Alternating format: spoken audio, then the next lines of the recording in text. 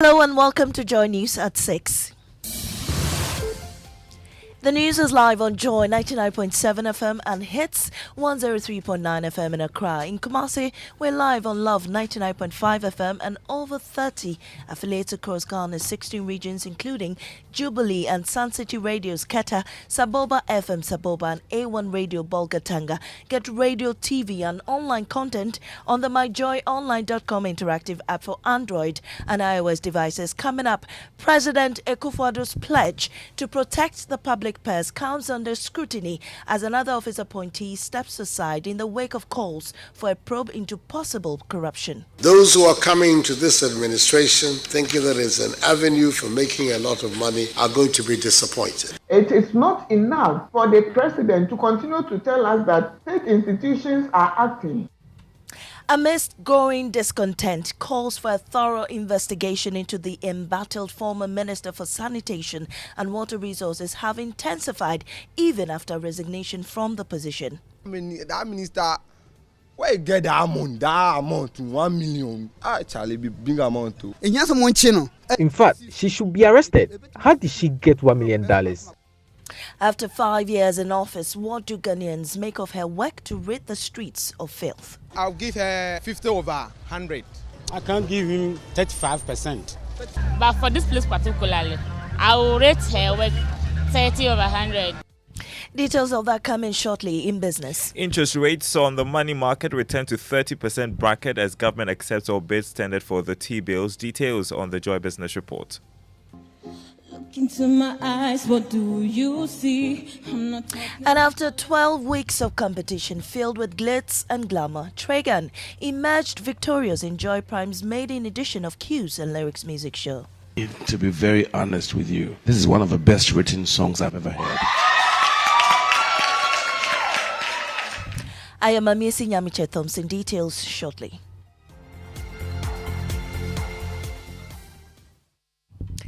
President Akufo-Addo's pledge to protect the public purse is up for scrutiny again as anti-corruption campaigners demand a show of commitment and a desire to redeem his image as one who clears appointees for wrongdoing. Cecilia Dapaah, who until recently was Ghana's Sanitation Minister, has become the third appointee of President Akufo-Addo to leave office amidst allegations of corruption and calls for a probe. There's more on the following report. Those who are coming to this administration thinking that it's an avenue for making a lot of money are going to be disappointed. President Akufo-Addo won his first presidential election in 2016 with a pledge to protect the public purse. The government has been confronted with various allegations of corruption. In April 2019, the presidency accepted the resignation of Minister of State Roxin Bukari. This came in the wake of the then minister being heard in a leaked tape allegedly trying to suppress the publication of a story through an offer of a bribe to a journalist.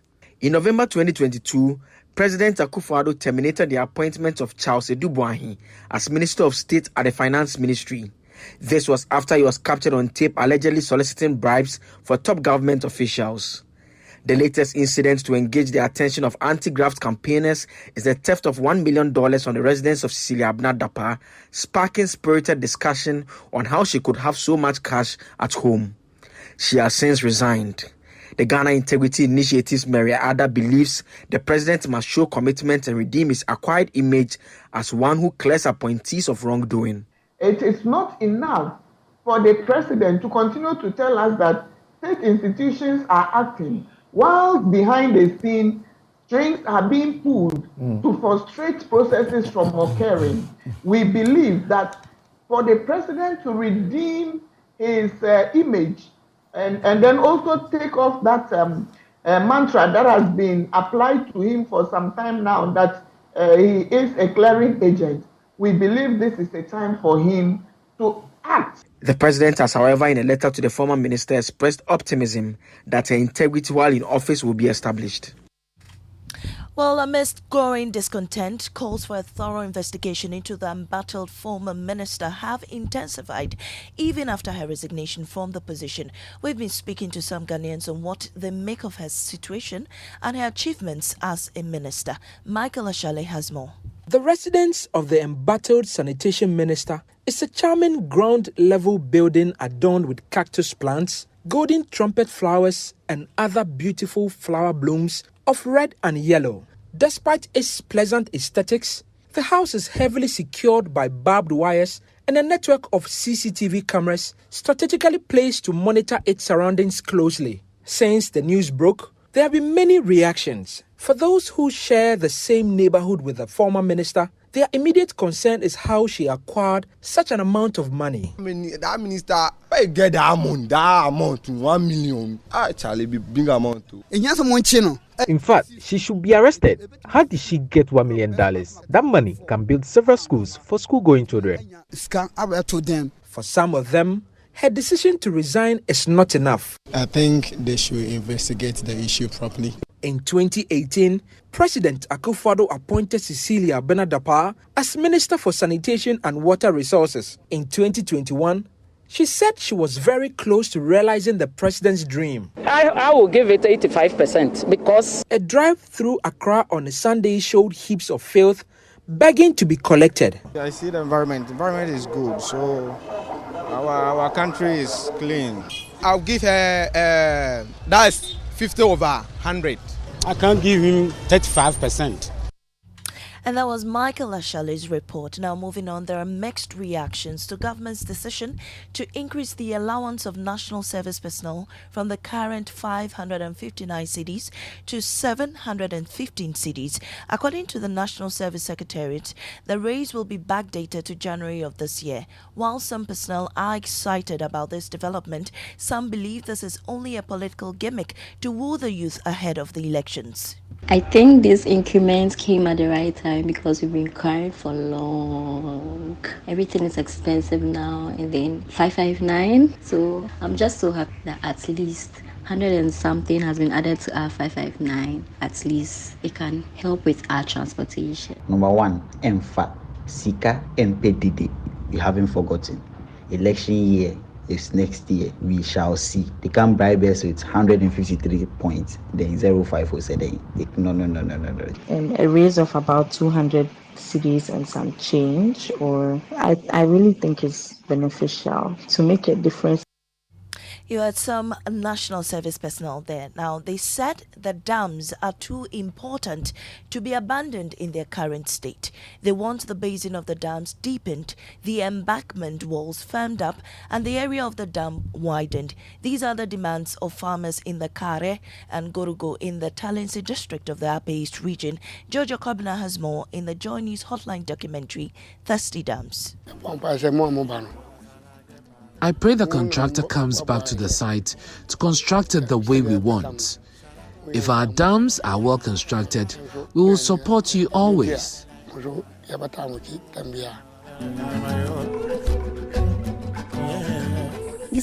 are waiting for the rain before we plant.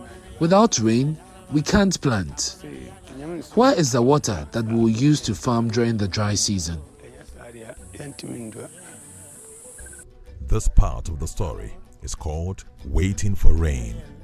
The One Village, One Dam policy was meant to put an end to rain-fed agriculture. The government hoped that, just as people in Burkina Faso farmed all year round and even exported tomatoes to Ghana, people in the northern region would be able to do the same. Unfortunately, the people of Gorogo farm only during the rainy season. It is the main reason why the assemblyman for Gorogo, Roland Basama, is refusing to call the project a dam, and his reason is... Actually, we don't call this one a dam. This is a dugout. Amidst a dazzling display of talent and excitement that spanned over 12 weeks, Tragan claimed the title as winner of Joy Prime's maiden edition of Cues and Lyrics music show. Tragan's remarkable prowess and artistry surpassed that of her contenders, leading to a resounding victory. Here are excerpts from the grand finale. What do you do when you can't let go? A journey of 1,000 miles starts with one step. The journey of Tragan to stardom began when she entered the competition. Won't you stay with me? You think I'll lay you down when you're down on your knees? The world is waiting for somebody like you. Thank you. Tregan, whose full name is Tracy Theodora Nana Ifua Ekuban Hagan, was born on 21st August 1998 and has always been recognized for her energy and spirited nature. My mama used to tell me, girl, it ain't that cool. After an intense 12-week competition filled with glitz and glamour, Tregan showcased remarkable prowess and artistry, earning her a well-deserved spot among the 4 finalists in the debut edition of Joy Prime's Cues and Lyrics music show. With unique stagecraft, Tregan soared above the 4 contestants and emerged as the ultimate winner. To be very honest with you, this is one of the best written songs I've ever heard. And your winner for the maiden edition of Cues and Lyrics, Tregan! Congratulations, Tregan, and all the other competitors. That's the end of the bulletin. In our top story, President Akufo-Addo's pledge to protect the public purse comes under scrutiny as another of his appointees steps aside in the wake of calls for a probe into possible corruption. I'm Amisi Nyamiche Thompson. Business is next on the morning show.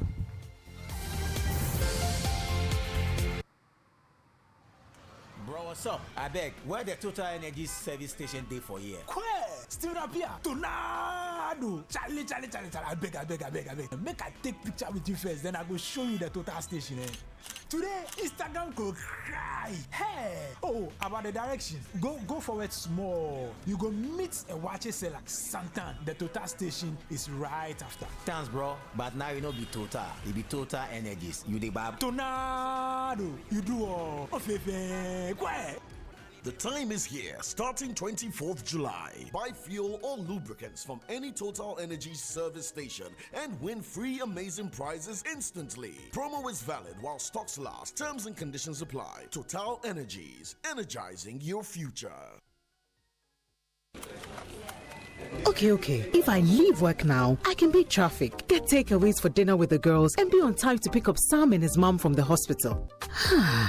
Proud to belong to ABSA. We know that life is go, go, go, and that it's hard to make time for the things that really count. That's why with ABSA's digital channels, you can bank when, where, and how you want, so you can focus on what or who is important to you. Get things done simply with our digital channels. That's Africanacity, that's ABSA.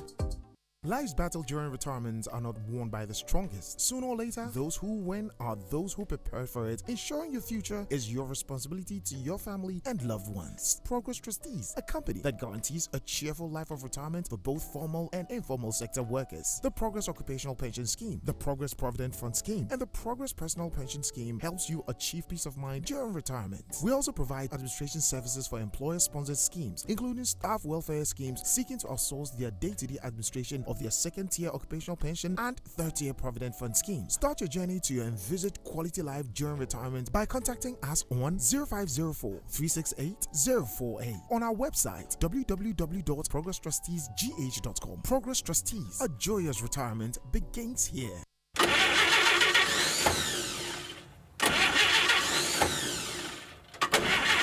Charlie, that be the sound you hear when things make hot. I'm sure this is not battery, just cash flow. Laja no day. It is safe to say we are all facing challenging times. We are all wondering how we are going to lighten our financial burdens. Nowhere cool. But don't worry, with a little help from your trusted bank, Societe Generale Ghana, be biara be fine. Societe Generale Ghana is making all its customers happy with the Yatiso Loans promo. In fact, SG Ghana customers and even non-customers who are on the controller and accountant general payroll can enjoy access to our amazing discounted loans. Don't waste time. Get your loan today. Step into a branch or call 0302-214-314 to get the ball rolling. Terms and conditions apply. Remember, promotion ends on 7th August 2023. Societe Generale Ghana. The future is you. Don't you worry. Just be happy. Don't you worry. Pay attention, all my Africans and African Americans in the diaspora, plus my white brothers and sisters. What if I told y'all the most trusted real estate company in Ghana, Sukasa, would like to take y'all on a nationwide tour, highlighting prime real estate and investment opportunities. Sukasa builds affordable luxury homes with 2, 3, 4 bedrooms. Come get the real value for your money, plus they have very convenient payment policies with 100% guaranteed cash back. This fully gated or Grandson communities include malls, cinemas, and all social amenities, plus 24-hour security. All you gotta do is sign up for the tour for a measly couple $1,000 and come see what could be yours in real life. The African dream is alive. Contact Sukasa on 030-296-0865 or 055-369-7886 at Sukasa GH on all social media platforms. Email info@sukasa.com.gh. The Sukasa experience is also bringing on board a bunch of other property developers, which means patrons get a variety of options to buy from. This is powered by Government of Ghana, Beyond and Return Secretariat, Ministry of Foreign Affairs, Ministry of Works and Housing, Diaspora Affairs, the Office of the President, British High Commission, and the UK Chamber of Commerce. Media partners, Joy FM, City FM, Peace FM, Business and Financial Times, Graphic Online, and many more. Sukasa, building on trust. Come with me. You know, I'm thinking about money. Akbafu. The biggest denomination of dollar notes is $100. So the highest value you can have for one bundle of cash of dollars would be $10,000. Yeah. Right? Because that would be about 100 of them, right? $10,000. If you stack 10 of those bundles, that's just $100,000. So 10 bundles times 10 is equal to $1 million. Wow. So that means you're looking at least a duffel bag, like a gym bag full of money. That's what $1 million will look like. So imagine having so much money in your house that someone can take a gym bag full of it away and you won't notice. There could be more there. Well, she didn't notice. Wow. Until the person was coming back for more. And by the way, that's just the dollars. We haven't talked about the cedis. And the euros. And the euros. Just imagine that. And when the cedi was depreciating, we were saying that people shouldn't hoard monies in there. No. People were hoarding so much that even when some was a duffel bag full was stolen, they wouldn't notice. Wow. I know you. Well, she's resigned, but is that the end of it? Well, the president expects her to be exonerated. So, I mean, that's his expectation. Who is going to work against his expectation now? Charlie, we live in some place, Bipa called Ghana.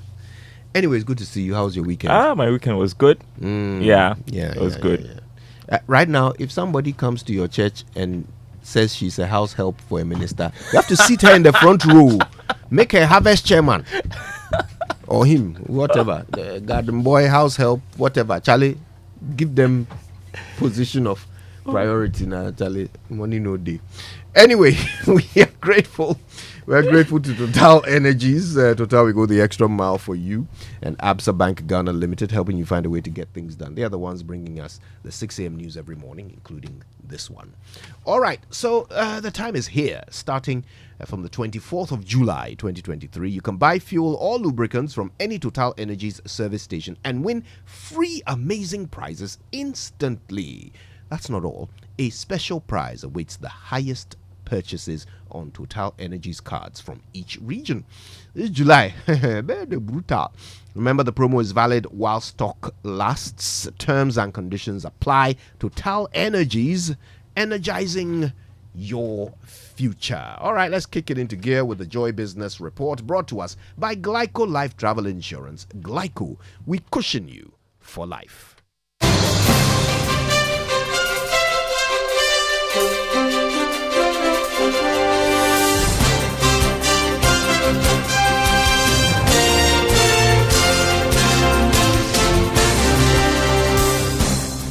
Hi, good morning. Welcome to the Joy Business Report. Coming up, interest rates on the money market return to 30% bracket as government accepts all bids tendered for the T-bills. Also, Ghana's total export earnings decline marginally to $8.1 billion at the end of May. But should we be worried about this development? We'll find out. Also ahead, Ghana's debt level reaches 569 billion cedis. We hear from a former finance minister as he warns of dwindling private sector growth due to the growing debt stock. Details coming up.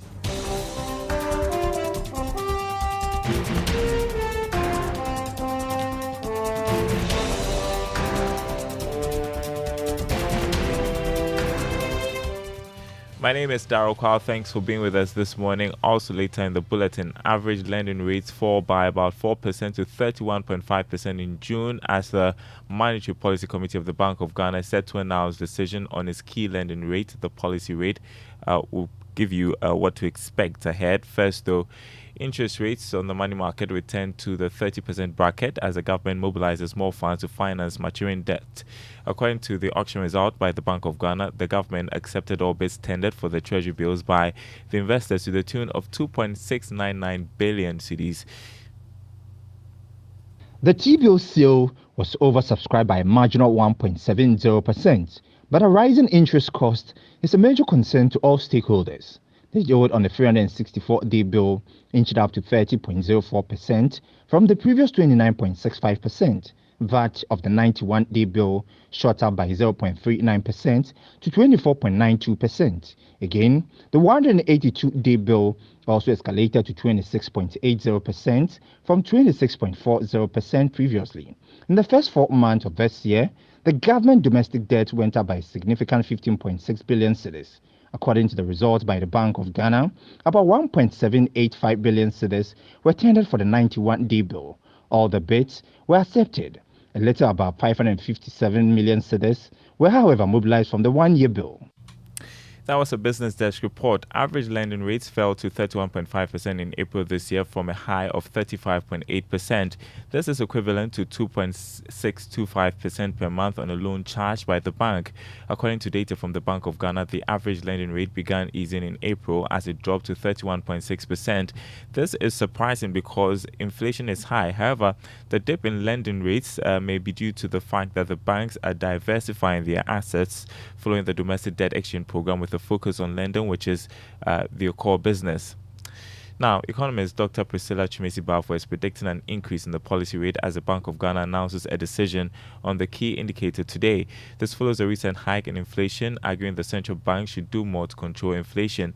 She tells Joy Business there must be the conscious effort by the Monetary Policy Committee to implement policies to control inflation from both demand and supply sides. There's been a lot of backlash with regards to the fact that they should tighten. But consistently, if inflation is rising, then they need to tighten the environment. But within our circumstance, we also know that there are a lot of supply side issues. But when you track the data, you see that inflation begins to tick down. When monetary policy slows down on the tightening, it ticks up a bit. And so it's a dilemma, really. But you had economist Dr. Cecilia Dapaah. For another economist, Dr. Patrick Esume, is calling on the government to address issues regarding food production. According to him, food inflation has been a major factor in the continuous surge in the general inflation rate. He therefore wants government to invest more in food production to tackle the situation. It's clear from what we have learned that last year the Bank of Ghana probably extended more overdraft to the government than anticipated. So in some sense, you should think that there should be some excess liquidity in the system. So on that score, I think trying to make more reforms to cut the extent of financing, the deficit financing by the Bank of Ghana will help. But I think at the same time, we really need to address the problems with food production. You heard economist Dr. Patrick Esume. Former Finance Minister Cecilia Dapaah has advised government to be cautious of the country's growing debt stock as it reaches alarming levels. The country's debt reached 569 billion cedis at the end of May this year. The domestic debt went up by about $15 billion. Mr. Dapaah argues that the country's debt level is not sustainable. Speaking to Joy Business, he said the debt level puts more burden on the citizenry, hurting private sector growth. And we know that even as we are speaking today, we have so much, deficit. And we know that we are having difficulty financing it. We don't need somebody to come and tell us, because who are those who finance domestically if we do not have access, to the external markets? It is a mobilization which is done by the same banks, who buy the treasury bills, who buy the bonds, which are the subject of discussion. And we cannot, and so we know these facts, and the numbers are there. So I would say that since a reduction in expenditure itself limits the fiscal space, as has been said in the past, let us expedite it and go in the next, maybe even 1 month. Former Finance Minister said Dapaah speaking on Ghana's debt level, which has reached 569 billion cedis, domestic debt going up by about 15 billion cedis. Now, Ghana's total earnings from gold, cocoa, crude oil, and other exports declined marginally at the end of May. Data from the Bank of Ghana indicated that it stood at $8.1 billion compared to $8.8 billion during the same period last year. But should we be worried about this development? Here's George Riafe with more. The data showed some mixed numbers when it came to what the country actually earned from these exports. Whilst earnings from gold and cocoa went up significantly compared to what we got in May 2022, the same cannot be said for crude oil as well as other exports. The Bank of Ghana's data showed that earnings from oil exports dropped from $2.8 billion in 2022 to $1.6 billion in May 2023. The total amount of money spent on the country's imports reached $6.4 billion. All the items captured under our total imports were declining, and that development that should get all of us smiling. This resulted in a trade balance of $1.7 billion higher than what we got in the same period for last year. For some, an $8.1 billion as total earnings for an economy like Ghana in the first 6 months of this year should get everyone excited. But if you compare this to last year, it was dropping. Again, looking at the recent pressure on the Ghana cedi, a huge increase should have brought some relief to all of us. Others are also worried that a significant amount of these earnings are not coming directly to the state or into Bank of Ghana's accounts, but rather private hands. Therefore, the expected impact on the Ghana cedi should be measured. George, I feel with that report, let's turn to the commodity market for you. Crude oil selling this morning at $80 a barrel. Gold lost marginally to open trading at $1,960 an ounce. Cocoa went up by $27, trading this morning at $3,415 a ton. The National Petroleum Authority is finally set to implement the National Cylinder Recirculation Program from September this year after initial setbacks. This was contained in a letter to the LPG marketers cited by Joy Business. The new directive for marketing and distribution of LPG in the country seeks to ensure that the majority of Ghanaians have access to clean and safe gas for domestic and commercial use. The program will first be rolled out in the Greater Accra and Ashanti regions before it is extended to other parts of the country. Ghana is on course to implement its energy transition plan, which was launched last year. Even before full implementation, the country is in the process of getting an investor-friendly policy that will attract both local and international investors. Speaking to Joy Business after addressing participants at the just-ended GIZ Extractive Industry Summer School in the Western Region, Deputy Director of Nuclear Power and Alternative Energy at the Ministry of Energy, Dr. Robert Sugbaji, said all stakeholders are being engaged to make the transition process a successful one. But before then, we have the intermediary part where we want to develop an investor-friendly plan with sustainable energy for all, and then we have to see how we could attract some investments into the implementation of some of the projects which are earmarked in the energy transition framework. So currently that is where we are. We've also attracted some investors supplement some parts of the energy transition. Currently everything is, I would say, the implementation plan, majority of it is still on the drawing board, but we have to do some feasibility studies, some concept analysis. You heard Deputy Director of Nuclear Power and Alternative Energy at the Ministry of Energy, Dr. Robert Sogbaji. Next, all eyes will be on the stocks of Fan Milk and Societe Generale. Let's take a look at how your shares will fare on the Ghana Stock Exchange this week. Here's Grace Monayum of Data Bank Research. Last week, the stock market indices advanced on price gains in two equities. The bourse registered 4 price movers of gains in 2 financial stocks and 2 laggards. Standard Chartered and Ghana Commercial Banks gained 59 pesos and 10 pesos respectively. Access Bank and SIC Insurance, however, lost 7 pesos and a peso respectively. Consequently, the Ghana Stock Exchange Composite Index advanced 0.3% weekly to extend its year-to-date gains to 17.46%, whereas the Data Bank Stock Index climbed 0.7% weekly. Weekly turnover, however, declined 76.03% to 31,056 shares exchanged across 21 counters. This week, we expect price gains in Fan Milk and Societe Generale due to observed demand for their shares. For Joy Business Reports, Grace Munanyun of Data Bank Research.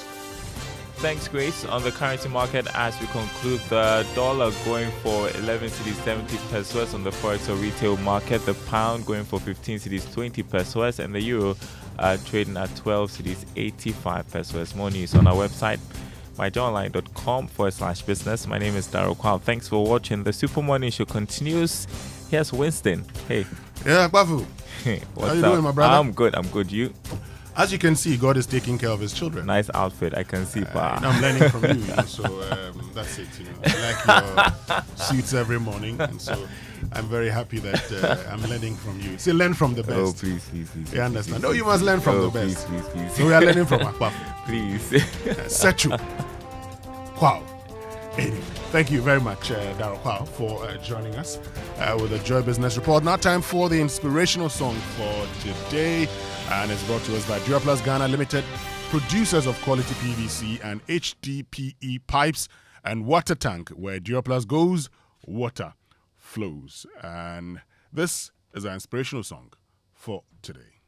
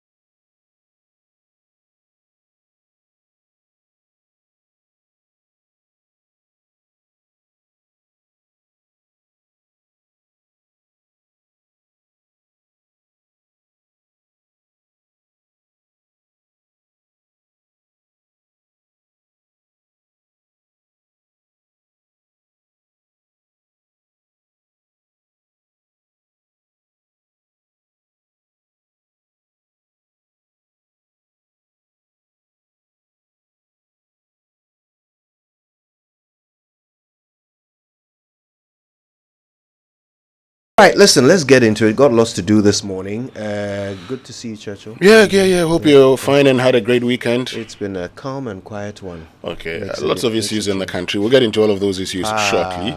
But first, our Drive Safe campaign brought to us by Joy News and the Multimedia Group and supported by Toyota. Superior quality. Avoid all distractions. Keep both eyes on the road and hands on the steering wheel. Be visible, drive with your lights on at night, and that's how you drive safe. All right, now this is how you say it right. It's brought to you by Kingdom Books. At Kingdom, quality and affordability are their hallmarks. It's also brought to you by Societe Generale Bank Ghana. The future is you. Something must be done. You say either, I say either. One of my favorite parts of my job is talking about the great promotions and deals offered by our partners. Now, when we do this, you might often hear us say, hurry while stocks last. Now, there's a problem with that expression because it should say, hurry while stock lasts. You see, stock is a collective noun that refers to the goods or merchandise kept on the premises of a shop or warehouse and available for sale or distribution. So when we say hurry while stock lasts, it's just another way of saying the promotion applies only to the stock currently held by the company running the promotion. And since stock is a collective noun, you needn't add an S on the end. Stock is already plural. So remember, it's while stock lasts, not while stocks last. Unless the promotion is being done by a brokerage selling stocks and bonds, but that's another lesson for another day.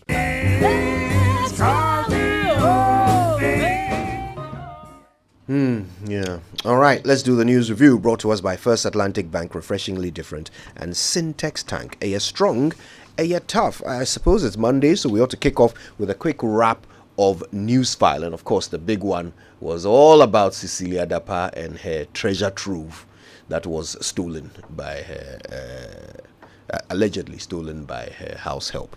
Let's hear what was said on news file. It has been so disappointing in the past that when issues of corruption have come up, we have not seen much action being taken. It is not enough to say you are providing agencies which are fighting corruption with resources, but then the political will to act on instances such as these are not taken seriously. It is not enough for the president to continue to tell us that state institutions are acting while behind the scene strings are being pulled to frustrate processes from occurring. We believe that for the president to redeem his image and then also take off a mantra that has been applied to him for some time now, that he is a clearing agent, we believe this is a time for him to act and act swiftly. In this situation, that is why, for example, the access declaration regime would be helpful, because you can easily refer to what she deposited when she was appointed as a minister, the records that indicate that she has so much assets, and then you compare that to the amount of money that she has been receiving as a minister or as a member of parliament or as both, and then you can easily draw the line and do the deductions and conclude that so much money could not have been acquired through legitimate means. The first thing that came to me when I saw this news yesterday, I just shouted and I said, hey, is she running a savings and loans company in her house? Because, I mean, it's not a small amount of money. $1 million. Today, the exchange rate is like 11.5, right? So that's 11 million Ghana cedis, so 11.5 million Ghana cedis. To build a 6-unit classroom block in Ghana would cost you roughly about 800 or so thousand. So that $1 million, so 11.5 million, can build about 14 6-unit classroom blocks.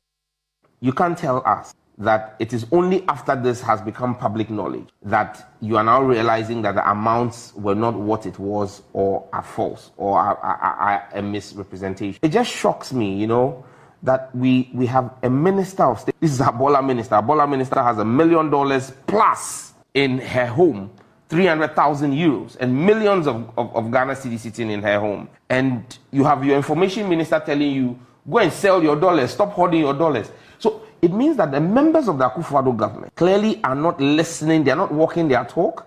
They have a different narrative for us as Ghanaians, And there's a different narrative for those of them in government. Some will. Well, as a reality, I mean, you're right. And yes, she's resigned, but that should not be the end of the case or the matter. Investigations must be conducted. And this is one of the cases that you would expect the special prosecutor to take charge and investigate, and find out, do the lifestyle audit. And after the lifestyle audit, I'm sure they would come to their own conclusion. Is it a bit worrisome that in accepting her resignation, the president said he expects her to be cleared? Well, I mean, it's concerning. I mean, for the president to say, and that would give the indication that everything should be done to make sure that she's innocent. But the good thing is that I trust our independent bodies, i.e. SHRAJ, and the Office of the Special Prosecutor to do a good job. And so if this is picked up by the Office of the Special Prosecutor, now they don't need a petition to investigate this. SHRAJ would need a petition. So I'm sure that the Office of the Special Prosecutor and SHRAJ should be communicating now with SHRAJ, with the OSP, indicating that I want to go into this, investigate, and probably prosecute if there's substantial evidence. Has there been any indication yet from the OSP that they intend to look into this? I haven't heard that. I'm still checking. I'm sure by the time we're done with today, we'll have that information and put it out. Yeah, there's so many things to question on this particular story. So many angles to explore. And we'll be doing that thoroughly today on the show. All right, let's get into the papers. Let me start off with the Business and Financial Times by way of headlines. Elliot Williams conferred with Special West African Insurance Award. Omni Basic Bank continues impressive run and mid-year review. So on Thursday, yes, the Finance Minister presents the mid-year review of the 2023 budget. Says debt, energy, food security, and education take center stage. I'll tell you more about that later. Now, there's a strange saga here on the front page of the Business and Financial Times. It says convicts spent 15 years in luxury hospital stay raises eyebrows. I'll tell you more about that.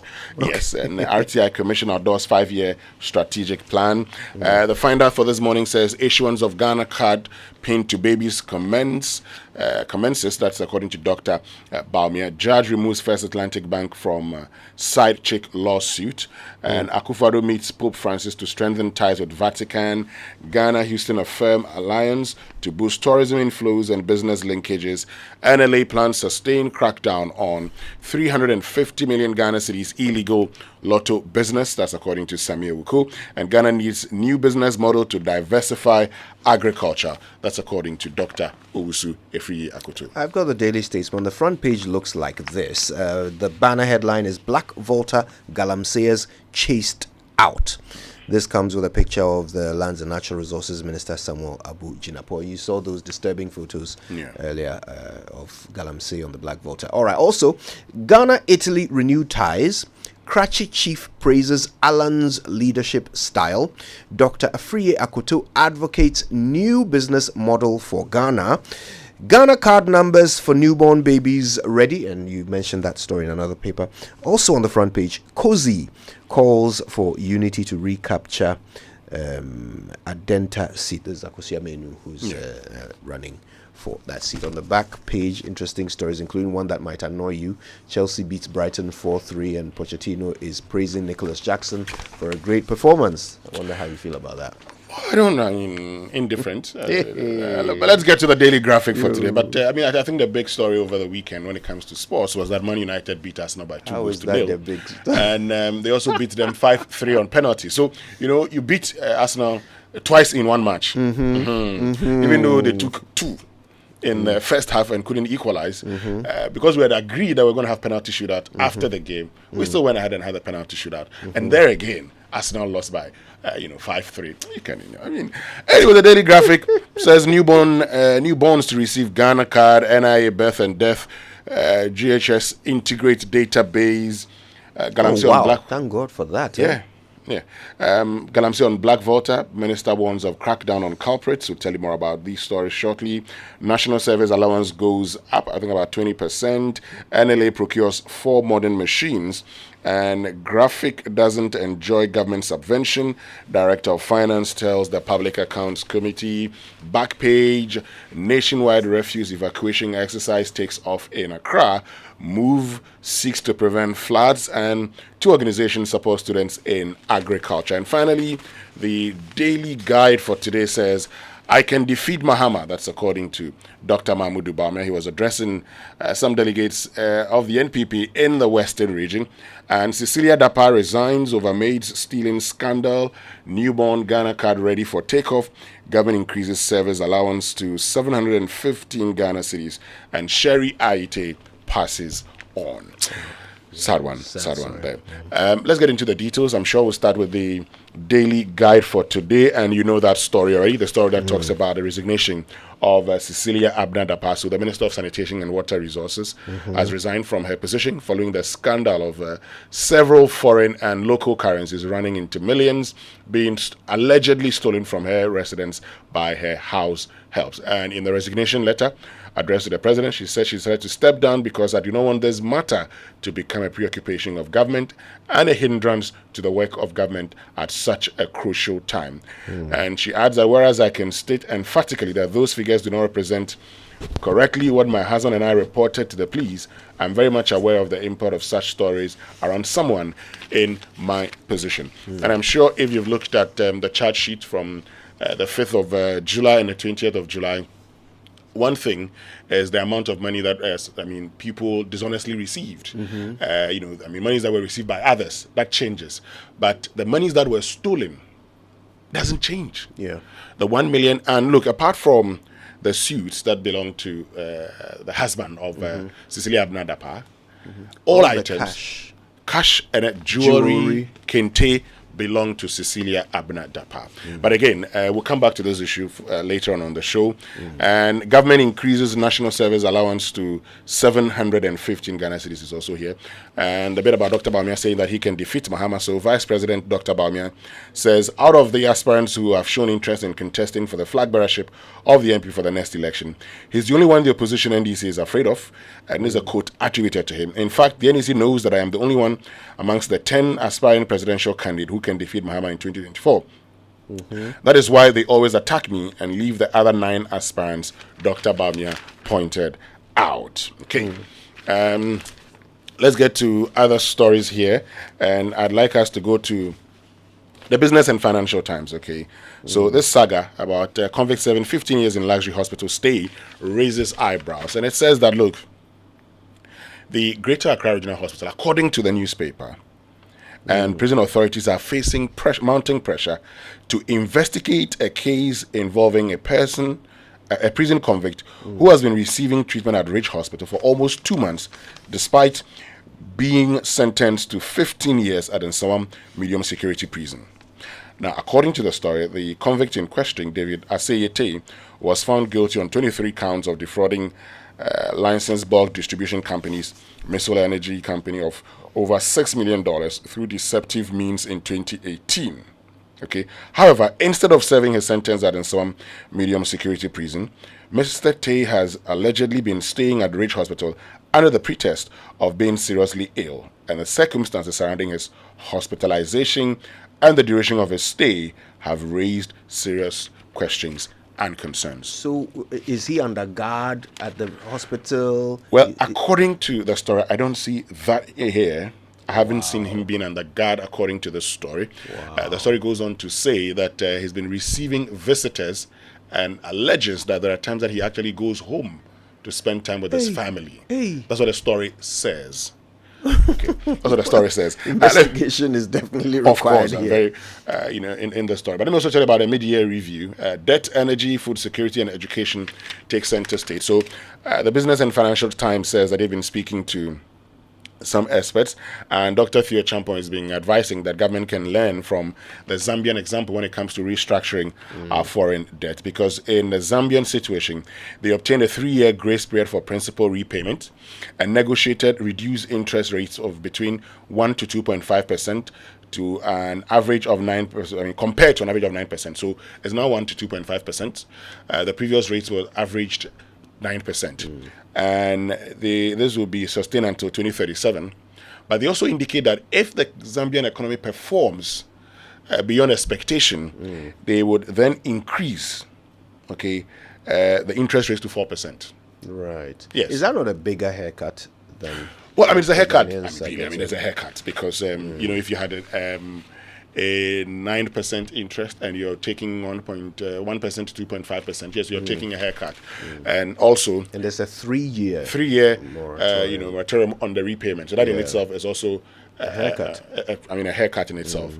But of course, they would continue; they would pay all of it, but you still would lose some money. And so that's it for the Business and Financial Times. The daily graphic for today says newborns to receive Ghana cards. So we're told that all is set for the issuance of the national identification numbers, better known as Ghana card, to newborn babies, the Vice President Dr. Bawumia has stated. And this follows the successful integration of the database of Birth and Death Registry, the National Identification Authority, and the Ghana Health Service. And the Vice President made these comments at the 75th anniversary of the Ghana National College. I'll tell you something, to be perfect. Oh, yeah, I also happened to be in Cape Coast on Saturday. I didn't realize that there was a big event at the... Oh, there was? Yeah. So there was a lot of traffic on that road. Okay. Anyway. This integration of the Birth and Death Registry, the National Identification Authority, and the Ghana Health Service, coupled with the issuance of numbers, national identification numbers for newborns, it's a revolution. It's a quiet revolution, because it is solving a massive problem. We can now identify all Ghanaians. From this point onwards, anyway, we can now identify all Ghanaians. This is big. It's big for planning purposes. It's big for finance purposes. It's big even for political purposes. You can use this data to sensibly plan for the future, right? You know every male and female born in this country, where they are, where they were born. You understand the family dynamics. Now you can identify people well into their future, so that if a person needs a loan, you don't now need to go and carry collateral from God knows where before a bank can trust you. They know who you are. They can digitally identify you. The next step is that we have to be able to locate Ghanaians, and I suppose with time that should be the next thing that our governments, whichever one is able, should achieve. But this is one of the few, in my opinion, good things that this government will be remembered for. Okay, I'm sure we can get to our online news review then. Let's do it. It's brought to us by Zenith Bank, in your best interest, and Goyle Good Energy. Let's take a... So before you do that, what do you do when you run out of fuel in your vehicle? Do you just top up anywhere? Don't do that. Let's introduce you to the Good Energy family and why you must be a part. Goyle's Super XP Ron 95 and Diesel SP are the best quality fuels with high performance in town for your vehicle. Now, Goyle Super XP Ron 95 is a high-grade fuel sold at the same price as normal fuel. Goyle Diesel XP is low in sulfur, making it an eco-friendly option for your vehicle. With over 440 stations across the nation, join the family that rewards you with quality for an energized driving experience. Goyle Good Energy, Goyle. All right, make life easy on the go with a Zenith Visa or MasterCard today. Conveniently shop online, make purchases at retail outlets, locally and internationally, and effect transactions on ATMs here in Ghana and abroad, all with your Zenith Visa and MasterCard. Don't just hear about it, experience it. Get your Zenith Visa or MasterCard today and experience the true convenience of card payments. Zenith Bank, in your best interests. Two stories catching my eye on myjoyonline.com this morning. Akufo-Addo has endorsed corruption by praising Cecilia Dapaah's loyalty to her government. That's Joyce Bawa Mokhtari's take, and I tend to side with her. I think it's accurate to say that. James Agalga defends NDC's absence from Parliament, and I don't want to hear that. I honestly don't want to hear that. That just because your members are facing legal issues, so your duty to your constituents is suspended. Don't defend that. Please don't. Okay. All right. Time now for the BBC News, and it's brought to us by Fidelity Bank. Believe with us and log on voice, experience seamless business management. For decades, we have helped businesses connect with their trade partners all over the globe. From Ghana to Burkina Faso, Côte d'Ivoire, Benin, Togo, Senegal, China, Morocco, France, Netherlands, and many other countries. We have made it possible to bring Ghana to the world. We have brought small and medium businesses closer to their customers across the regions in Ghana with our SME support facilities. We have brought relief and smiles to the faces of families with our employee personal loans. With our cutting-edge technology and digital support, we take the burden of complex thinking off you, making life simple. That is who we are, as close as a partner. Bank of Africa. We are indeed the African bank with the global reach. Want to feel energized for more? Fuel up with Super XP Ron 95 and Diesel XP high performance products from Goyle. Our high grade fuel comes at no extra cost, but with more power. And our Diesel XP, it's low in sulfur, making it an eco-friendly option for your vehicle. Experience high performance and quality with our products. Available everywhere. Choose Super XP Ron 95 and Diesel XP for an energizing driving experience. Good energy. Hello, Auntie Araba. Hey, Bugger, how are you doing today? I want to buy Pepsodent Cavity Fighter, but I don't have enough money. So what are you going to do? Can you give me the big size? You know, as for me, I'll pay the balance later. Today, no credit. I haven't sold much this morning. If you don't have enough money for the big size, why don't you try the 120-gram pack? There's a 120-gram pack? Introducing the new Pepsodent Cavity Fighter in 120-gram pack size. More affordable and convenient. Get yours today from any supermarket near you. Every smile matters. This advert is FDA approved. Are you a corporate organization, e-commerce business, individual or student looking for a trusted courier company where you can track your package and receive SMS alerts to keep you posted? At IAS FedEx, we move your documents and parcels with care to the destination of your choice. With offices across the nation, we happily deliver your package to your office or the comfort of your home. With the assurance of safety and affordability giving you peace of mind, IAS FedEx has your package in good hands. Call us on +233 501 605,000 or +233 501 631,000. IAS, licensee of FedEx.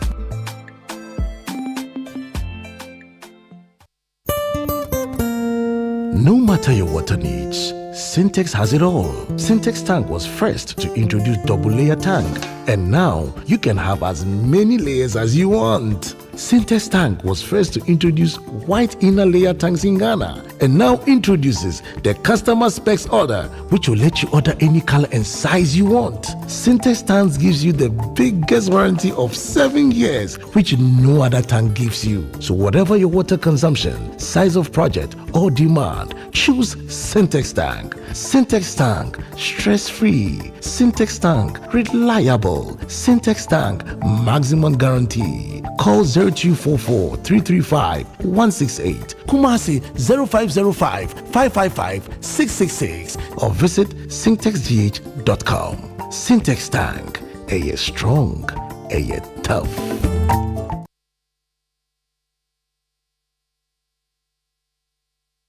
It's the most action-packed breakfast show in town. The hottest music, the best giveaways, the great interviews, and all the laughter and fun you can imagine. Don't miss the Super Morning Show on Joy 99.7 FM. It's the best breakfast show in town. To function independently, that makes adolescents more responsive to stress. The Forum, the evolution of teenagers, at bbcworldservice.com/forum or wherever you get your podcasts. Business Daily is in 30 minutes.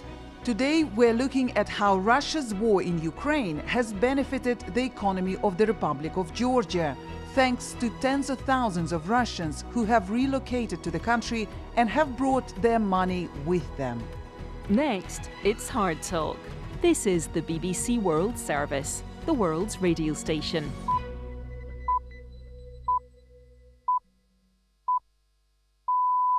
Coming up after the news from the BBC World Service, it's Hard Talk with me, Stephen Sackett. Imagine swimming at the North Pole, or in a tunnel below the Antarctic ice, or along the entire length of the English Channel. All these feats of superhuman endurance have been undertaken by my guest today, Lewis Pugh. Why does he do it? Well, to focus attention on the climate crisis and its impact on our blue planet. His death-defying exploits have won him political access from Downing Street to the Kremlin. But is the response too little, too late? First we came for the seals and we took all of them. And then we came for the whales and took virtually all of them. And now we're even going for the tiniest life down there on which everything relies, krill. We have to know when it's time to stop and to protect these areas. That's Lewis Pugh on Hard Talk after the news. Hello, I'm Emily Thomas with the BBC News. The Israeli Prime Minister Benjamin Netanyahu has been discharged from hospital hours before a parliamentary vote on his government's controversial judicial reform plans. Mr Netanyahu, who'd had a pacemaker operation, says he'll take part in the debate later. Protesters are again gathering outside the Knesset building in Jerusalem against the reforms. The BBC's Tom Bateman is there. It's been a very early start for them, and already the Israeli security forces have been here with water cannon trying to disperse these protesters. Now, they've told us they're prepared to stay here as long as it takes ahead of this crucial vote this afternoon in the Israeli Knesset, where Benjamin Netanyahu's religious nationalist coalition is going to attempt to push through this extremely highly contested judicial reform. Spain is facing a political deadlock after Sunday's election failed to produce a decisive winner. The Conservative People's Party won the most seats, but fell short of a majority, even with far-right support. The governing socialists fared better than predicted. The Prime Minister, Pedro Sánchez, claimed voters had rejected the idea of a regressive right-wing bloc. The Ukrainian port of Odessa has come under attack from Russian drones once again. Authorities say a grain depot was destroyed and 4 port employees were injured. Meanwhile, officials in Russian-occupied Crimea say a number of Ukrainian drones have been intercepted over the peninsula. And in Moscow, the Defence Ministry has accused Kiev of being behind another drone attack. The news was reported on Rossiya TV. An attack by Ukrainian drones was prevented in Moscow in the early hours of this morning. The Defense Ministry states there were 2 drones. Specialists managed to jam them, and the drones crashed without reaching their targets. No one was injured. Moscow's mayor, Sergei Sobyanin, noted the intercepted drones crashed into 2 uninhabited buildings. No major damage. Emergency services are working on the sites. President Putin says Russia is capable of replacing exports of grain to Africa from Ukraine a week after he withdrew from a deal allowing their safe shipment across the Black Sea. The Kremlin said Moscow could provide the grain on a commercial and free-of-charge basis. Will Leonardo reports. Russia's withdrawal from the Black Sea grain deal led to expressions of regret from the African Union, whose member states have been particularly hard hit by rising food prices. One Kenyan diplomat tweeted in unusually forthright terms that it was a stab in the back. So ahead of a key summit in which African leaders travel to St. Petersburg later this week, Mr. Putin appears keen to reassure that Russia can fill the gap. His statement repeated claims that most Ukrainian grain was going to higher income countries anyway. And without giving details, he promised what he described as energetic efforts to provide grain, other food items and fertiliser to Africa. BBC News. Corfu and Evia are the latest Greek islands to issue evacuation orders as the country grapples with a series of devastating wildfires. Boats have been dispatched to take people to safety by sea. On the island of Rhodes, fires are still raging on 3 fronts. 19,000 people have been forced from their homes or holiday accommodation. Jenny Hill is there. Many of those who fled the fires have spent an uncomfortable night in hot and crowded emergency accommodation. Now the focus shifts to getting exhausted holidaymakers home. The airline EasyJet has announced it'll operate 2 rescue flights today, in addition to its normal schedule. The tour operators TUI and Jet2 Holidays, which both suspended passenger flights to the island yesterday, are due to send empty planes instead to repatriate tourists. Strong winds are making the task of firefighters more difficult and more dangerous. Speaker of Parliament Joe Wise Jose Wusu says the current parliament is the worst in Ghana's history. Agree, disagree, or agree to disagree? Maybe I'll go first. I agree. But the reason why I agree is because this parliament had the potential to be the best. The way it was set up, the numbers, how close things were, the ability that the minority suddenly found themselves with to genuinely challenge government if they so desired. This should have been the best parliament in Ghana's history. But what a failure. What a failure. And there's enough blame to go around. Majority can take their blame, minority can take their blame. In essence, they have worked together to fail. And it is horrifying. I mean, look at some of the things that they attempted, which would have genuinely been watershed moments in our history. Like when they sought to oust the finance minister. What on earth became of that? Look at how they rolled over like puppies. I mean, it's unbearable to watch the impotence that they are arrogating onto themselves. I can't believe it, that we have a parliament that has such close numbers and they are still able to collude to fail. I mean, so now, honestly, what would it make any difference if the party that lost the presidency had majority in parliament? Would it make a difference? No, not at all. It's all about private, personal interest over public good. And this is parliament, the only place where the population is represented in government. Parliament. Kai. And look, there are many reasons why parliament is failing, by the way. One of them, the big one, I will lay at the doorstep of a great man, former Speaker of Parliament, Michael Quay. He made a ruling that determined that political parties have far more representation in parliament than constituents. Because a political party can remove you for making a decision that doesn't favor them. Right. The minute that ruling was made, weakness engulfed parliament. And I don't know how we will recover from it. You are absolutely right. And my disappointment actually is on both sides, the MPP and the NDC. I mean, when this 8th parliament was inaugurated, and we had for the first time in our parliamentary history a speaker belonging to the opposition, we all thought that for the first time we're going to have a house that will rise up to its responsibility, that is playing its oversight role, keeping the executive in check. But what are we seeing today is become personalized. I don't even have the words to describe how abysmal their performance, have become. The NDC, they've chosen to, follow some of their members who are in court going through due process.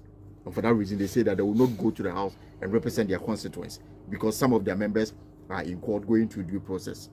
Now, the government that has business to prosecute on the floor, their members have also chosen to follow some presidential aspirants across the country who are campaigning to lead the MPP. They've chosen that over their core responsibility of being in the house and represent their constituents. So even whilst we have the NDC for dragging or coming on the floor, the MPP, they don't even have the numbers to form a quorum. A quorum is made up of 92 members of parliament, and you need more than half of all members of parliament to pass, bills. And you have 137 plus an independent and 130. So you have every number to do whatever business you want to do on the floor. What are we seeing today? Sometimes they are not even up to 40, 50. And the nonsense part is that the vote and proceedings will come the next day, and you have 200 MPs marked present. How were they marked present when they were not on the floor? When we have evidence to show that some of them were actually following presidential aspirants across the country campaigning. What kind of parliament is this? What kind of people do we have in the legislature? These are people we have entrusted our mandate for them to represent our interests on the floor. And what we see is what? It is disappointing, and maybe going forward, we should even dream of having a hung parliament. We should not have absolute majority so that they can do whatever they like. You see, it's the expectation that kills all of us. It's the hope that kills you, right? Your expectation and the hope of a better parliament is what is killing you. When we were having that conversation, you remember when we were in parliament together? Right. You remember what I said? I said, we may have a parliament that will be a check on the executive. They'll do a good job. because the president in his acceptance speech had said that Ghanaians want them to collaborate more, or you'd have a parliament where members of parliament would enrich themselves. You've been a parliamentary correspondent, Elting, and you know at the time when issues, MPs' welfare issues came up, they actually got the minority to raise quorum issues. Right. You know these things. Look, I mean, I've been there. I was in Parliament one day when the majority said, so what do we do? Then, it's a raise quorum. When they raised quorum, nobody told Professor Mills that he should send his chief of staff to Parliament. He sent the chief of staff to Parliament to come and sort out matters immediately. And so, that's one part. But you see, as for the Michael Quay ruling, I think that it's been a problem. His interpretation is from the Constitution. And the Constitution sought to prevent what happened in the First Republic, where members from political parties were crossing over to other political parties and still maintaining their seats. But I think that has become a problem for this country. Because today, the NDC, and you saw it when they said Operation Save Our Democracy, they were actually posting the names of members who didn't betray the cause. Yeah. That's what they were doing. Yeah. And you saw the NPP, through their general secretary, warning members of parliament to take part in a vote of censure. Yes. Yeah.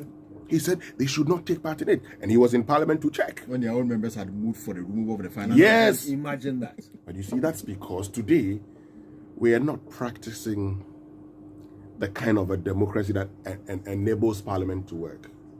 In fact, in changing our constitution, one of the things we should do is that members of parliament, once elected, cannot cross carpet, yes, but their political parties can also not remove them.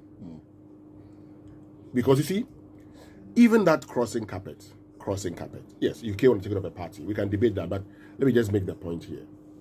What we have today is a parliament that just doesn't want to work. It's a parliament, I mean, look at members of parliament, and you hear, Dr. Efria, you and Co saying, oh, their absence will not affect government business. You are campaigning, following a presidential candidate. You've seen others following other presidential candidates all over the country, campaigning when your people are waiting for you. I said the last time that if the majority had all the 138 members, the minority boycott would not be felt. Right. But even that, what the minority does is that they come to parliament, they bring like 12 or 10 members, come and raise quorum issues. Yeah. So when they bring the 12 or 10 members, you to bring your, even bring 80, 82, just 82, just 82. And then what will happen? What would happen is that you will be able to form quorum to do business. Yeah. That one you cannot even find. And you're talking about, you're running someone thwarting your efforts. When you, the majority, are not going to parliament. Speaker of Parliament, Joe Wise Jose Wusu says, the current parliament is the worst in Ghana's history. Agree, disagree, or agree to disagree? Maybe I'll go first. I agree. But the reason why I agree is because this parliament had the potential to be the best.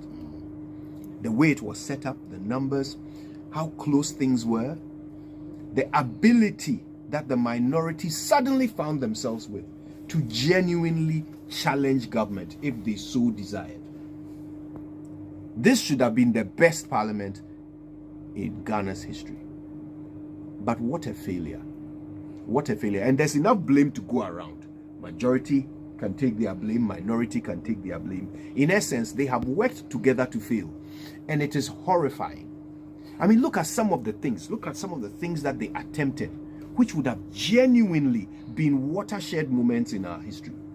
Like when they sought to oust the finance minister. What on earth became of that? Look at how they rolled over like puppies.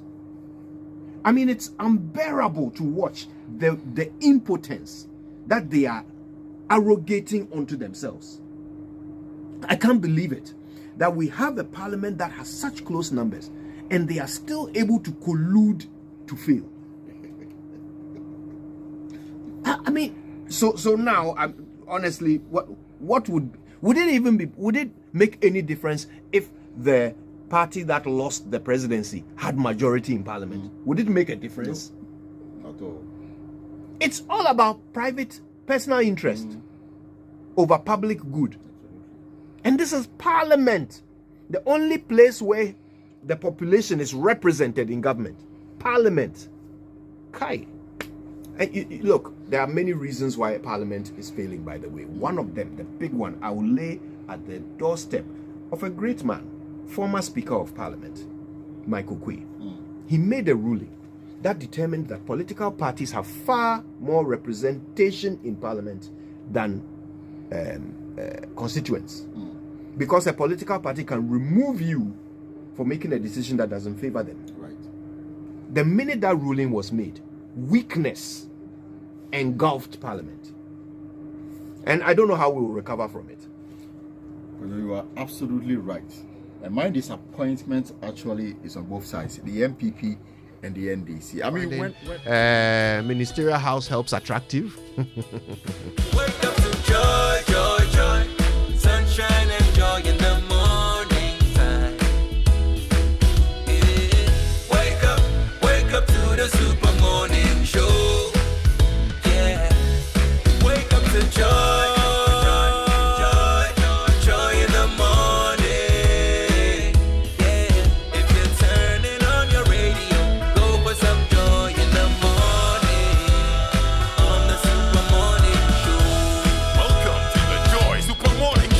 Make big savings by signing on to the fantastic 4 Republic Bank Visa credit cards. Business, Infinite, Addition, or Classic. Enjoy great discounts from their partner merchants, global Visa partners with cashback rewards and interest-free days. Win a staycation at Aqua Safari, dinner for 2, and loads of consolation prizes in the Republic Bank Tap to Pay credit card promotion reloaded. Live the soft life because they've got you at Republic Bank. New card holders are welcome. The promo is regulated by the National Lottery Authority on the Caritas platform. Terms and conditions apply. Republic Bank, we're the one for you. So times are hard, and one thing on everyone's mind these days is what? Cash. But I'll tell you more about that shortly. But first, let me tell you about Selma Court. So why burden yourself to build when you can buy ready-to-move-in 3-bedroom executive houses located at Tema Community 25, built with the finest building materials and supervised by top-notch professional architects with flexible payment terms. Welcome to a breathtaking development from Selma Court, located at Tema Community 25, just about 55 minutes drive from Kotoka International Airport. Now, this ready-to-move-in 3-bedroom development comes with beautifully fitted kitchen, spacious dining hall, and master bedrooms and large sitting area next to the guest washroom and spacious compound. We give you a whopping 20% discount if you reserve before the 30th of September 2023. You can reserve with as low as $5,000, the city equivalent. Don't miss out this opportunity to grab this golden opportunity to be your own landlord today by calling our hotline on 0249-399-932 or visit our website selmacourtghana.com for further information. Now, are you looking for a freight forwarding company that can handle both your inbound and outbound shipments? Well, then look no further. You found them. IAS FedEx offers a wide variety of international freight services, which include air freight, sea freight, whether it's a less container load, LCL, or full container load, FCL. You get customs clearance and documentation as well. Their international operations link more than 200 countries, supported by extensive domestic networks in all key markets, and they offer a range of fast and direct freight services to suit your needs. They've got dedicated staff who have in-depth knowledge in local customs clearance processes and procedures.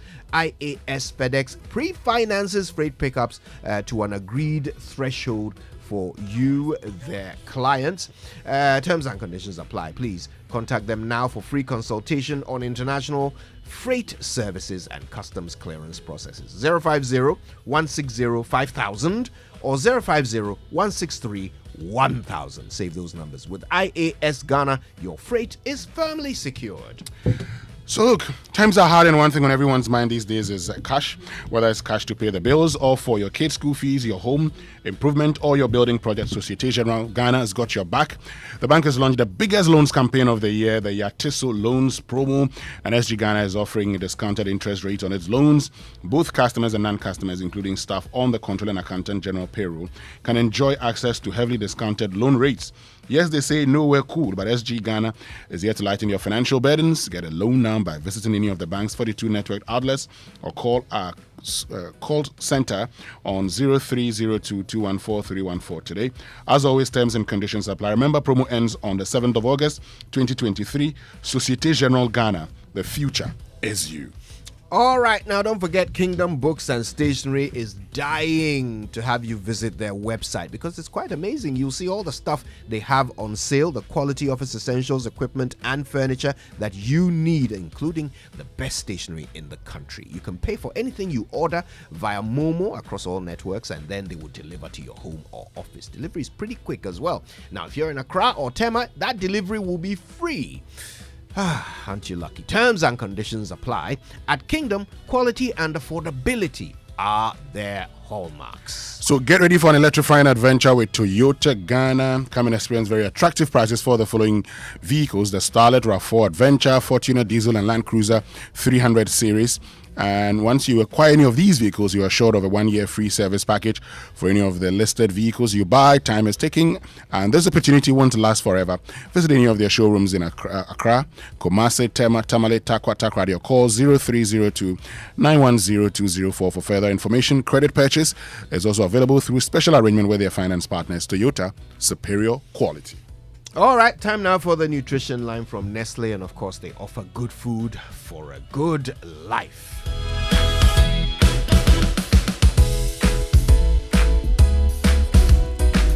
Here you go, dear. Mom, you didn't add milk. No need to. Taste and see why.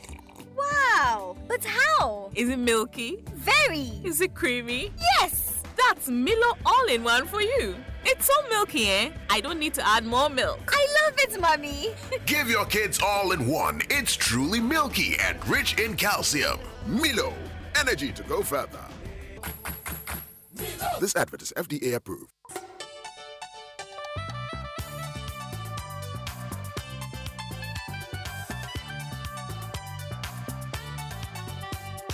This is Nestle Nutrition Line. Nestle Nutrition Line is a public service program from Nestle Ghana Limited. Nestle Nutrition Line offers tips on good food for a good life. Now to your presenter. Allô, bonjour. Ça va? Everything going well? I'm Jackie Ankra, also known as Na Ajilisoa. Always delighted to share these moments with you. So welcome to Nestle Nutrition Line. I hope you're doing great things with your life. Wisdom teeth is what we're going to shed light on today. Wisdom teeth are the last teeth that come out and are positioned at the back of your mouth and are a type of teeth called molars. They're called wisdom teeth because they usually appear between the ages of 17 and 25 years when a person is wiser. Many people only notice their wisdom teeth because it causes them pain and has to be extracted by a dentist. The pain is due to the wisdom teeth becoming impacted when it's unable to break through the gums because there isn't enough room in the mouth. An impacted wisdom tooth can damage neighboring teeth or become infected and will need to be removed. Wisdom teeth also get removed because it is an area that's hard to clean and can hide bacteria that leads to gum disease. However, if wisdom teeth grow normally and you brush your teeth regularly, you will not need to have them removed. I hope you've learned something beneficial, something that you can apply for a healthier, longer, wiser life. 0302-517-020 or 0302-211-880. Monday to Friday, 8 a.m. to 5 p.m. Toll free 0800-12-0001. Monday to Friday, 8 a.m. to midnight. Weekends and holidays, 8 a.m. to 5 p.m. to WhatsApp, SMS, call 8 a.m. to 8 p.m. These are the numbers 0593 845697, 0593 845649, 0593 845708. You can also email consumerservices@gh.nestle.com. I wish you a day filled with joy, happiness, laughter, and love. Enjoy every moment. Bye. Here you go, dear. Mom, you didn't add milk. No need to. Taste and see why. Wow, but how? Is it milky? Very. Is it creamy? Yes. That's Milo all-in-one for you. It's so milky, I don't need to add more milk. I love it, Mommy. Give your kids all in one. It's truly milky and rich in calcium. Milo, energy to go further. This advert is FDA approved. Business no a bit to say. So the projections from the first quarter show a higher total gross profit for the fiscal year. A bit me kasa say. Nana, goods not land you. He did the port ready. A bit me to say. Here are your items. Thank you for coming. A bit me kasa say. Yes, 2 for 10 cedi, me no 10 cedi, 2 for 10 cedi. However you do business, wherever you do business, MTN Business has a solution for you. Join us on 14th July at the Kumasi Mall and 28th July at the Rollins Park in Accra Central. To learn how to do more and stay ahead of the pack, visit mtn.com.gh/business or call or WhatsApp 0244 308111 for enquiries. It's time to scale up this July with MTN. MTN. Have you ever thought of the one that makes you complete? An escape from the clutches of interest charges. With the Standard Chartered Visa debit and credit cards, payments are completed at the speed of light, intertwined with interest earning accounts. You also get unbelievable rewards every time you swipe. You have access to over 1,200 airport lounges worldwide. High credit limits of up to 100,000 Ghana cedis and up to 50 days interest-free with our credit cards. You also get to enjoy full multi-trip travel insurance for 90 days. Fees discounted at your feet with our globally partnered merchant points. Bills are always settled, not battled. Get the Standard Chartered debit and credit card now. Call toll-free on 0800 740 100 or 0302 740 100 or reach us via email on feedback.ghana@sc.com. Standard Chartered, here for good.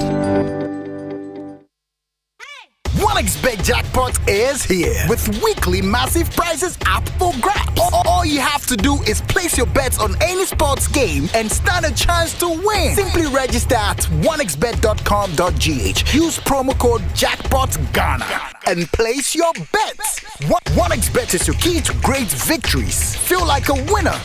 1xBet. Gambling can be addictive. Bet responsibly. Not for person under 18 years. This advertisement has been vetted and approved by the Gaming Commission.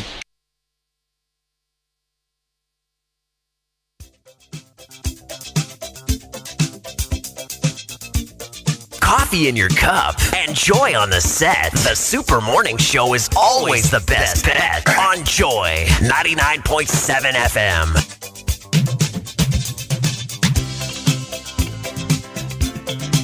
All right, we're kicking it off. It's time for birthday messages on the Super Morning Show, and they are brought to you by MTN. Everywhere you go. Bank of Africa, the African bank with global reach. Bank of Africa, as strong as a group, as close as a partner. All right, who's kicking it all off today? Let's see whose birthday it is today, Kojo. And this one says, happy birthday. Let me just see this one quickly. So it says, good morning to the medical director at the Greater Accra Regional Hospital, Dr. Emmanuel Sropenyu. Thank you for the great work you're doing at the hospital. You've been transformative. Also, top of the morning to the mortuary manager at the Greater Accra Regional Hospital, All Rich Hospital, Francis. Your professionalism is rare. And this is coming from Evans Mensah, who says, have a lovely day. And a happy birthday to Mrs. Linda Fojo of New Century Technical Institute Accounts Office.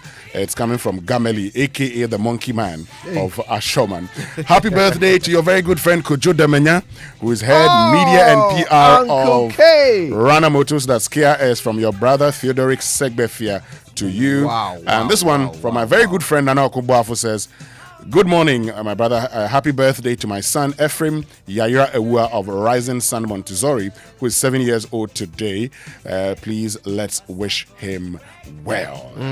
Oh, let me add my voice to the greetings to Dr. Sroff of Ridge Hospital, great guy. But it's Kojo Demanya's birthday. Yeah. Yes, big celebrations at Rana Motors. I'll be coming there for some trophy later. All right, happy birthday to Philip Boche. He's at First Atlantic Bank, senior credit analyst of the credit department. And this is a special one, okay? So somebody turned 100 yesterday. Hey. 100. And the message is coming from her nephew, who happens to be Uncle T, Mr. Techimaika of Afrodan. He says, Dear Auntie Mary Esme Wood, yesterday, 23rd July, was your 100th birthday. We, the members of your immediate and extended families, wish to express our sincere thanks to God for giving you such a long life in good health. We admire your sharp mind, your industry, and your wit. May God continue to keep you in good health and in sharp mind. We love you. Your grandchildren love you, and your great-grandchildren love you too. Auntie, we ask God to give you many more years in happiness, surrounded by your loved ones. Happy birthday, Auntie Mary. Isn't that nice? Very nice. I think she deserves a chaotic shout. Yes, it's a K. K. And let me just do this one quickly. This is says, happy birthday to my darling husband, Alfred Eugene Pencil, and a happy marriage anniversary to us. You're a good husband to me, and I love you more with each passing year.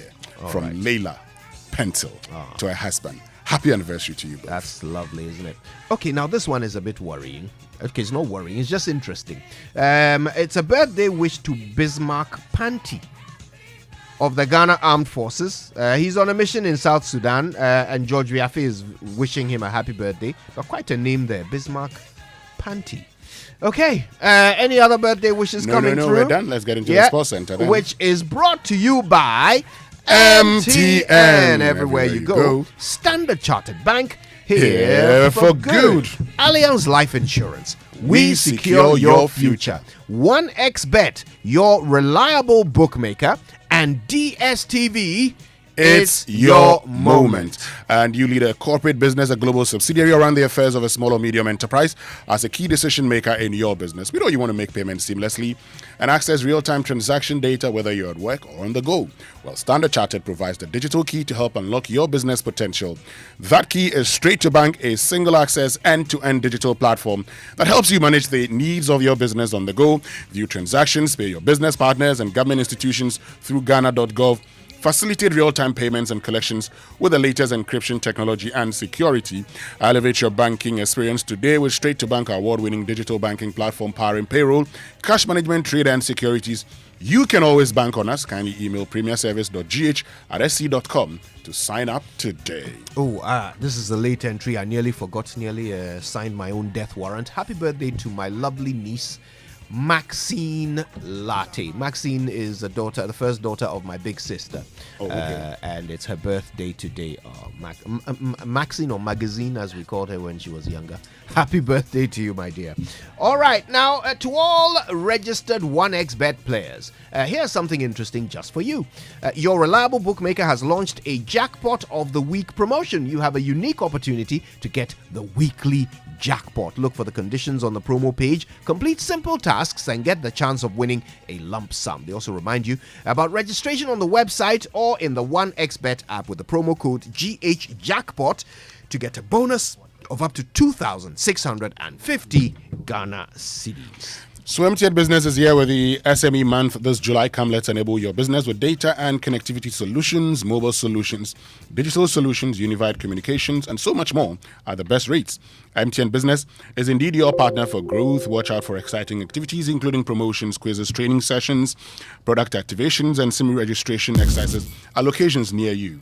Follow us on our social media handles for all the details, and we'll climax our activities with an SME fair on the 28th of July in Accra at Rollins Park. Contact us today at mtnbusiness.gh@mtn.com or call or WhatsApp 0244308111 to know more. Now, have you heard about the Allianz for Life plan? It's an affordable life insurance policy you can get wherever you are. Just dial *170# on MTN and select 5521 and voila, you and another life are covered for hospitalization and death. You also enjoy very low premium, cash back every year, and so much more. Call Allianz Life Insurance on 0308 249 090 or go to their website, which is allianz-gh.com.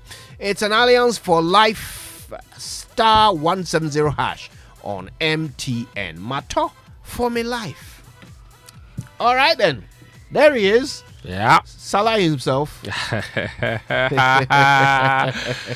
morning, Kojo. Good morning, Winston. Good morning, all of you. Welcome aboard to the Joy Sports Center with me, Fentio Tahiru Fentio. Coming up this morning, a new world lead, of course, for this man.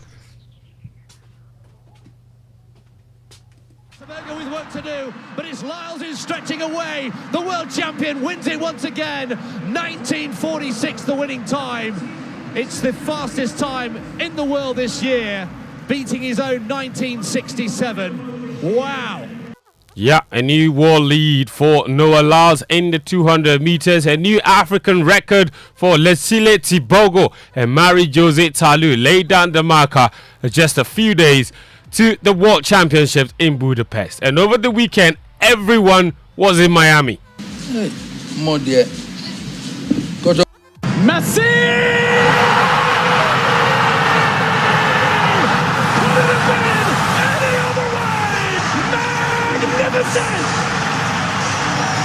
Yeah, in front of LeBron James, Kim Kardashian, and all the stars were in Miami. Lionel Messi on his Inter Miami debut, a 94th minute free kick in front of a star-studded crowd. You couldn't have scripted that.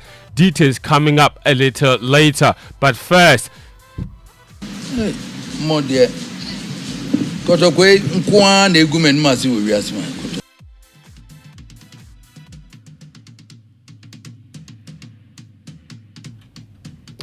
that's right. Santehene Otunfo Osei Tutu II. He's expressed his disappointment with the management of Asante Kotoko. He's described the club as the only institution that keeps embarrassing him. On Saturday, Otunfo told the club's Adako Jachi Trading Facility project, which started in 2021. Meanwhile, the Asantehene has ordered the club to clear its debt of over 3 million Ghana cedis before they sign any new players ahead of the new season, which kicks off in just 6 weeks. He's inaugurated a new interim management committee to steer the affairs of the club, with Odum installed as the new head coach. Here's Stephen Zando from Love FM with more. The members are Kwesi Appiah, former Black Stars head coach, Dr. Prosper Gumnate, who has been reappointed as head coach of the team, Nana Apenkra Kwesiewua, Kontomponia Ferihene, who is also a chartered accountant, and Emmanuel Newton Dasoberi, the administrative manager of the Porcupine Warriors. The IMC is to fulfill all statutory obligations for the Ghana Premier League and prepare a formidable team for next season. Now, this decision comes after His Royal Majesty met some old players of the team and supporters group NCC at Menchia Palace on Friday on the way forward for Kotoko following the dissolution of the board and management. The supporters and the old players suggested the team be given to one person who is well-resourced to fund the activities of the club. Otunfo revealed from the report submitted by the just-ended administration, Kotoko currently is in a debt of around 3 million Ghana cedis, but the club has around 9 million Ghana cedis in receivables. On Saturday, the king took time off his busy schedule to tour Kotoko training grounds at Dakojache, where he inspected the facility to ascertain the state of the training complex. Our checks reveal Otunfo has instructed architects to immediately assess the abandoned Kotoko buildings at Adakojati Training Complex, which will be done later today, after which they will advise the occupant of the Golden Stool about the next step to take. A lot happening regarding Kumasi Asante Kotoko. That is Stephen Zando's report. So while the club is still in search of a permanent management committee, Prosper Ogum Nate, 1 year after leaving, has returned as head coach. Their rivals, Harzefolk, they are without any luck in their search for a new head coach. Arnold Walker turned down the Phobians in favor of a return to Great Olympics. Now, though, they've been linked with Black Starlet's assistant, Lai Kingston, following the departure of David Oklu. Last week, the Phobians confirmed the signing of defender Calvin Esibe from 11 Wonders. It's expected Hearts will announce the arrivals of some new players, even though they are without a coach. Joy Sports understands Lai Kingston has been in conversations with his former club about taking over. Here is Samuel Inkum. He's played for the club for the last 2 seasons with some advice to potential incomers. The fans demand a lot. They don't know, let's take our time. No. They always want to win. And so I keep on even telling young players who are coming that if you are not ready, if you are not mature, don't come to Hasselhoff or Kotoko, because they don't have that patience for you to that, okay, let me give him time to develop, because it's a team that everybody knows. Samuel Inkum speaking on City TV. Let's stick with transfers. And Lagos Cities have announced Kwesi Fabian as head coach ahead of the new season. He takes over from Maxwell Kunedu, who joined in Swatreman. Now, Black Stars related transfers, and midfielder Mohamed Kudus, he's close to agreeing personal terms with Premier League side Chelsea. According to The Athletic, Mauricio Pochettino wants to add the 22-year-old to his squad ahead of the new season, and Chelsea have made contact with Ajax already, but a bid has yet to be made. The question is this a move Kudus should pursue? Here's Joy Sports' Gary Elsmith.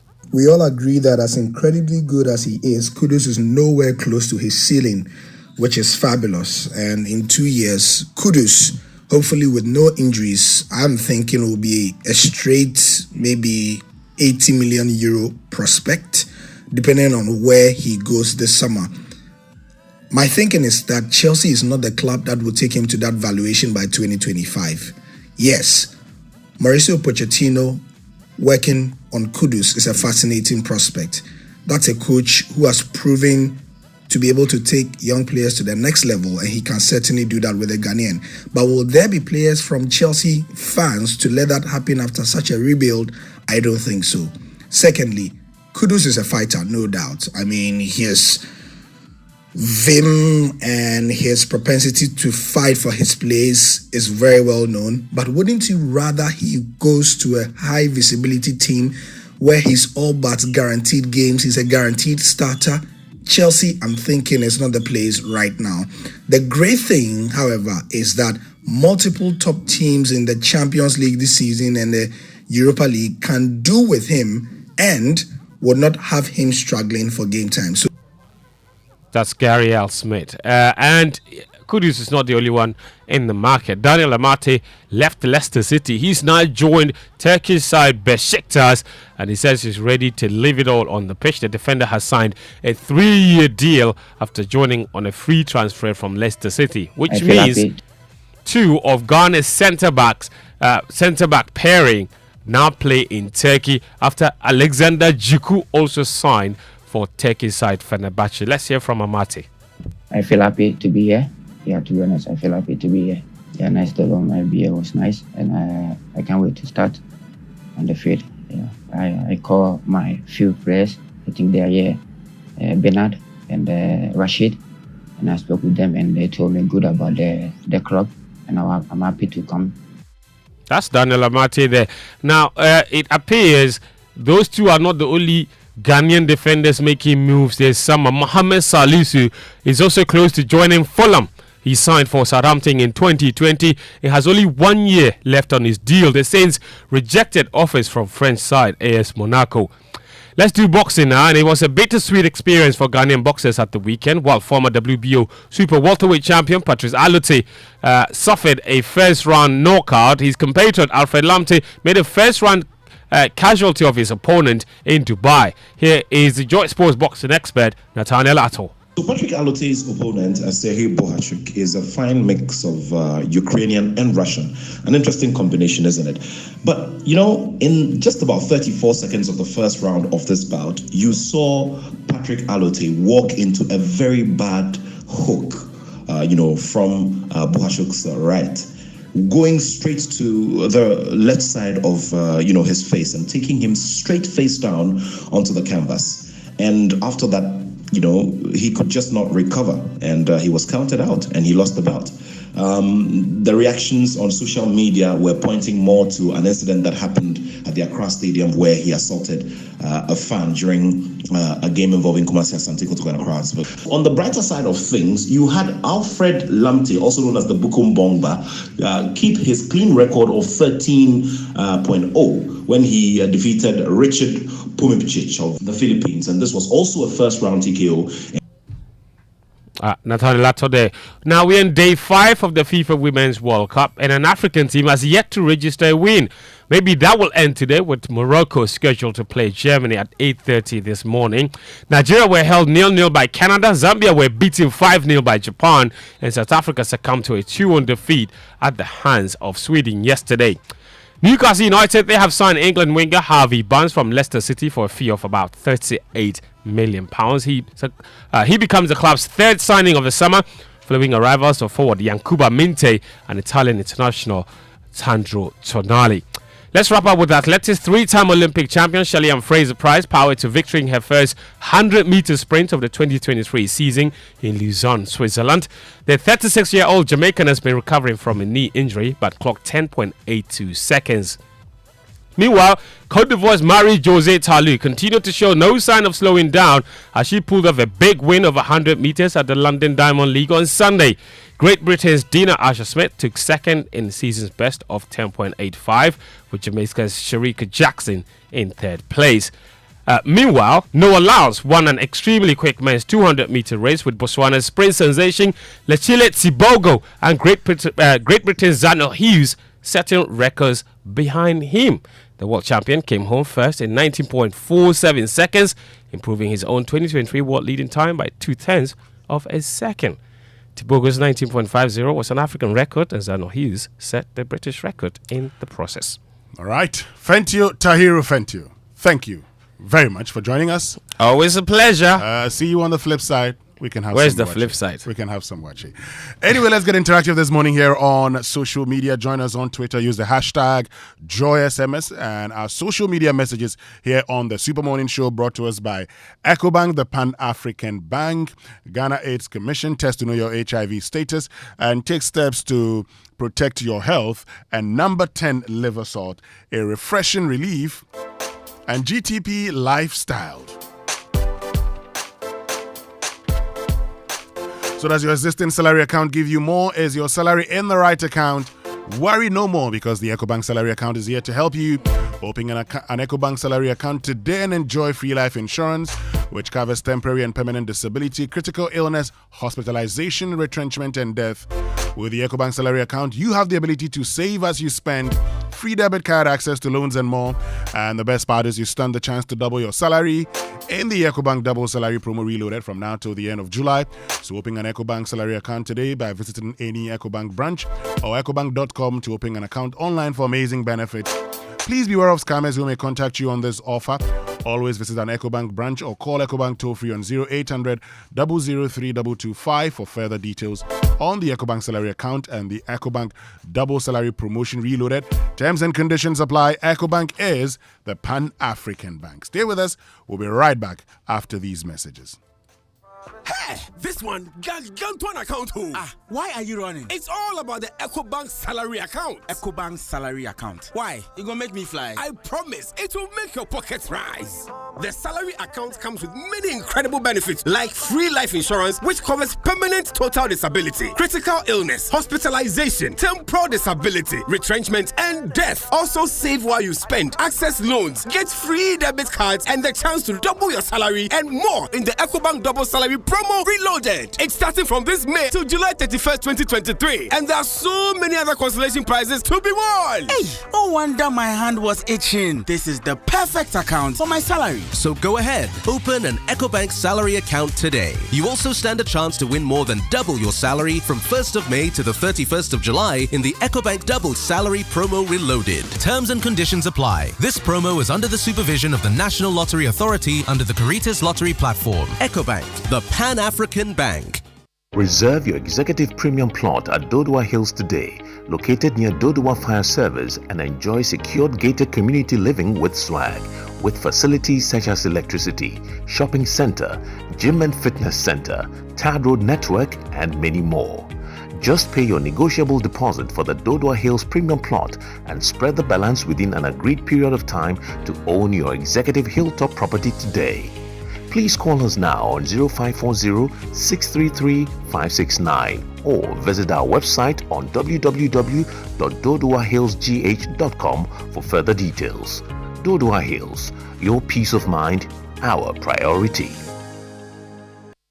The search for a distinctive university to attend is now over. I introduce you to Heritage Christian College, located at Amasaman behind the Olympic Stadium, affiliated to KNUST and UCC, and accredited by the Ghana Tertiary Education Commission. The university offers Bachelor of Business Administration programs with options in accounting with computing, marketing, accounting, human resource management, business information technology management, entrepreneurship and technology innovation, Bachelor of Science courses in information technology and information security, nursing, and a Bachelor of Theology. We offer student entrepreneurship training with financial support. The entry qualifications include WASI, SSCE, GBCE, HND, and diploma in relevant fields. Mature entrants can also come if they are 25 years and above. We also offer 12-month Master of Science programs in accounting and taxation, accounting and finance, and human resource management. Contact us on 0547 777 731. Heritage Christian College, a university educating compassionate entrepreneurial leaders.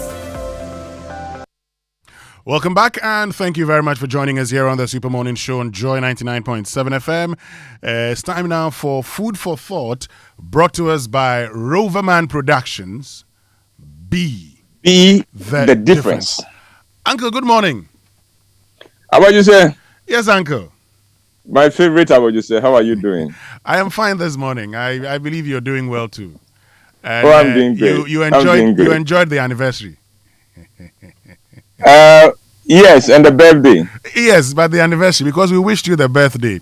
So I know that over the weekend was your 40th marriage anniversary. Yes, it was. Wow, congratulations. You've done well. Thank you very much. 40 long years. Oh, you've done well. You've done well. No, you got that one wrong. It hasn't been 40 long years. It has been 40 very short years. Really? Okay.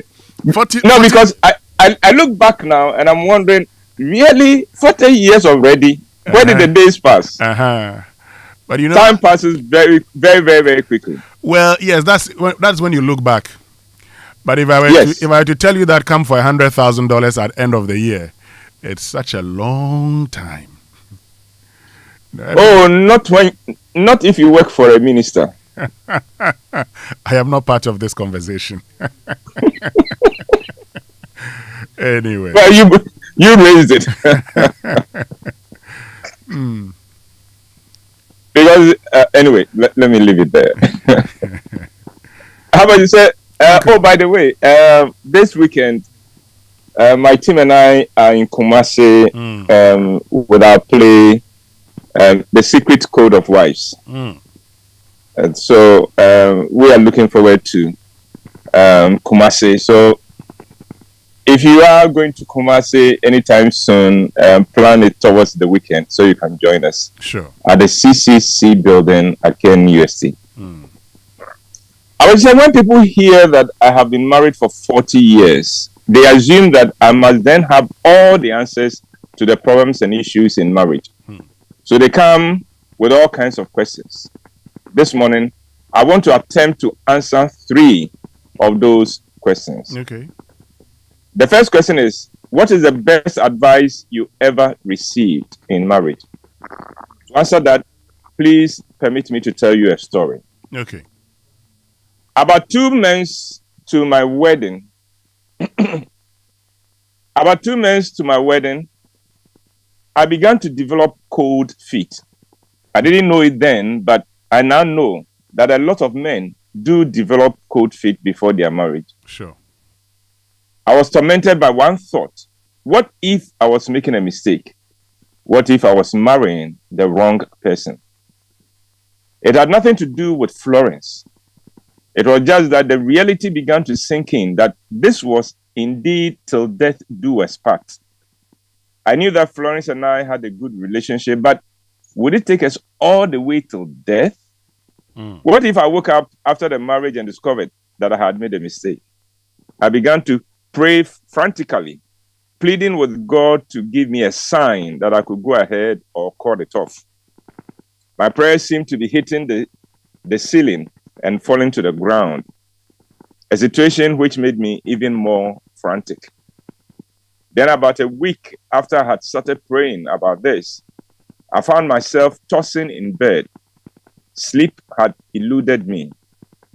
Now, I would say I am not one of those who struggles to sleep. Okay. I seem to have a pact with my pillow that once my head touches the pillow, sleep would come. But not this time. About 1 a.m., I came out of my room to stand on the balcony. Now, in those days, I was living in a block of 4 apartments. Okay. There were 2 apartments downstairs and 2 upstairs, and I was sharing one of the apartments upstairs with a dear friend of mine. The occupant in the other apartment upstairs was a big man in society, married to a big woman in terms of the position they were holding in corporate Ghana. After I had been standing on the balcony for about 10 minutes, this man also came out of his room and stood on his side of the balcony. He did not acknowledge my presence, and I also ignored him. So here we were, 2 men lost in our thoughts. We stood on the balcony in total silence for about 30 minutes, and then he straightened himself up and turned to me and said, "James, women are all the same. It doesn't matter their educational background. It doesn't matter their qualifications. Women are all the same." And then he left the balcony and returned to his room. I would say that is the best advice I ever received in marriage. I don't think the man knew that he was advising me, but the moment he said those words to me, all my doubts left me. I realized that it did not really matter what was awaiting me in marriage. We would be all right. Sure. The man's words made me understand that it is not who you marry, but how you marry. The second question is, what has surprised you most about marriage? In other words, what do I know now that I did not know at the time I married? Well, when I married, I thought that all one needed to make a marriage succeed was love. I believed that if you loved each other, then that was all. Well, I married and had the shock of realizing that love in marriage was overrated. I discovered that love could be the key ingredient in courtship. But once a relationship moves from courtship to marriage, you better bring in other elements to take the place of love, or you are asking for trouble. I remember that in my 20-something year of marriage, a young man came to introduce the girl he intended to marry to me. I asked him, based on my experience in marriage, why this lady? Without any hesitation, he said, because we really love each other. The lady smiled and echoed what he had said. She also said, we love each other very much. I shook my head. I knew that if all they had going for them was love, then they were asking for trouble. I tried to let them know that love was not enough, but they dismissed my counsel. They went on to marry, but they were divorced in their 3rd year. Before the divorce, the young man came to inform me that he was asking for divorce. I asked him, why do you want to divorce your wife? He said, I don't love her anymore. The love is gone. Yeah, he was wrong. The love was not gone, but love, as we define it, is not strong enough to carry the weight of a marriage.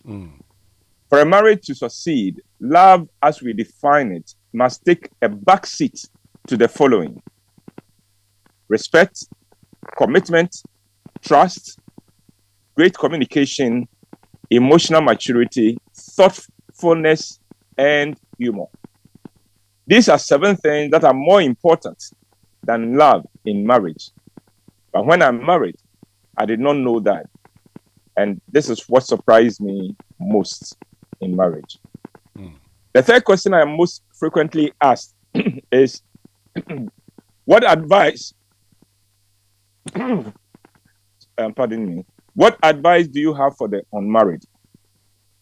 Well, Winston, that is a tricky one, because the advice I have for the unmarried is the one advice I would not have taken when I was not married. You see, when you are not married and you want to get married, you tend to dismiss anything that does not support your desire to get married. Sure. So, what is this advice I would give now, but which I would have rejected when I was not married? Well, here it is. Don't rush into marriage. And if you have not found the one, please don't settle for less. You see, marriage will not change your life as much as you think it would. So be patient. Well, those are just 3 of the many questions I am frequently asked about marriage. Okay. And now to Florence, my wife. Thank you for these 40 years. And here is to many more years. I love you very much. And I will say that is my presentation. Oh, thank you very, very much, Uncle Boyd, for joining us with Food for Thought. Do have a lovely week. Yes, you too, I would just say. Great. So that's Food for Thought, brought to us by Roverman Productions. Time now for the Joy Business Minute, brought to us by Consolidated Bank Ghana, CBG. We stand with you, and McDan Aviation, your dependable private aviation solution. Hello, welcome to the Joy Business Minute, brought to you by Consolidated Bank Ghana. We stand with you, and McDan Aviation, your dependable private aviation solution. Interest rates on the money market return to the 30% bracket as government mobilizes more funds to finance maturing debt. According to the auction result by the Bank of Ghana, the government accepted all bids for the treasury bills. Economist Dr. Priscilla Chumesi-Bafwa is predicting an increase in the policy rate as the Bank of Ghana announces a decision on the key indicator today. Former Finance Minister Setekwe has advised government to be cautious of the country's growing debt stock as it reaches alarming levels of 569 billion cedis at the end of May this year. And a picture of Twitter's new logo, a white X on a black background, has been unveiled by Twitter's chief executive after its owner, Elon Musk, said he wanted to get rid of the bird logo. And that's the Joy Business Minute, brought to you by Consolidated Bank Ghana. We stand with you, and McDan Aviation, your dependable private aviation solution.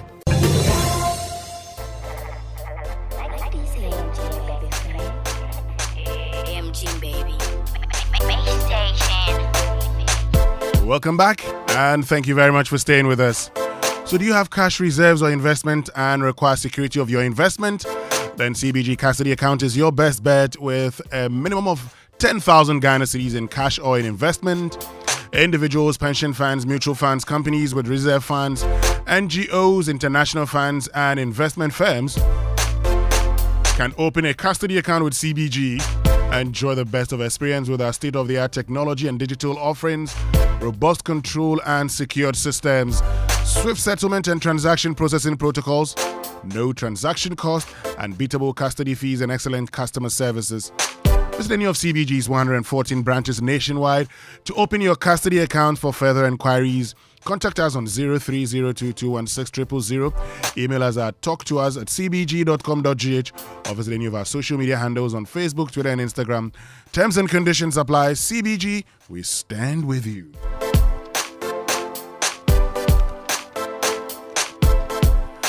And coming up this morning on Big Stories, brought to us by Vodafone, Further Together, latest form, your partner for life, Belmonte by CPO Developers, the ultimate luxury experience, and Access Bank, your number one remittance bank. Access Bank, more than banking.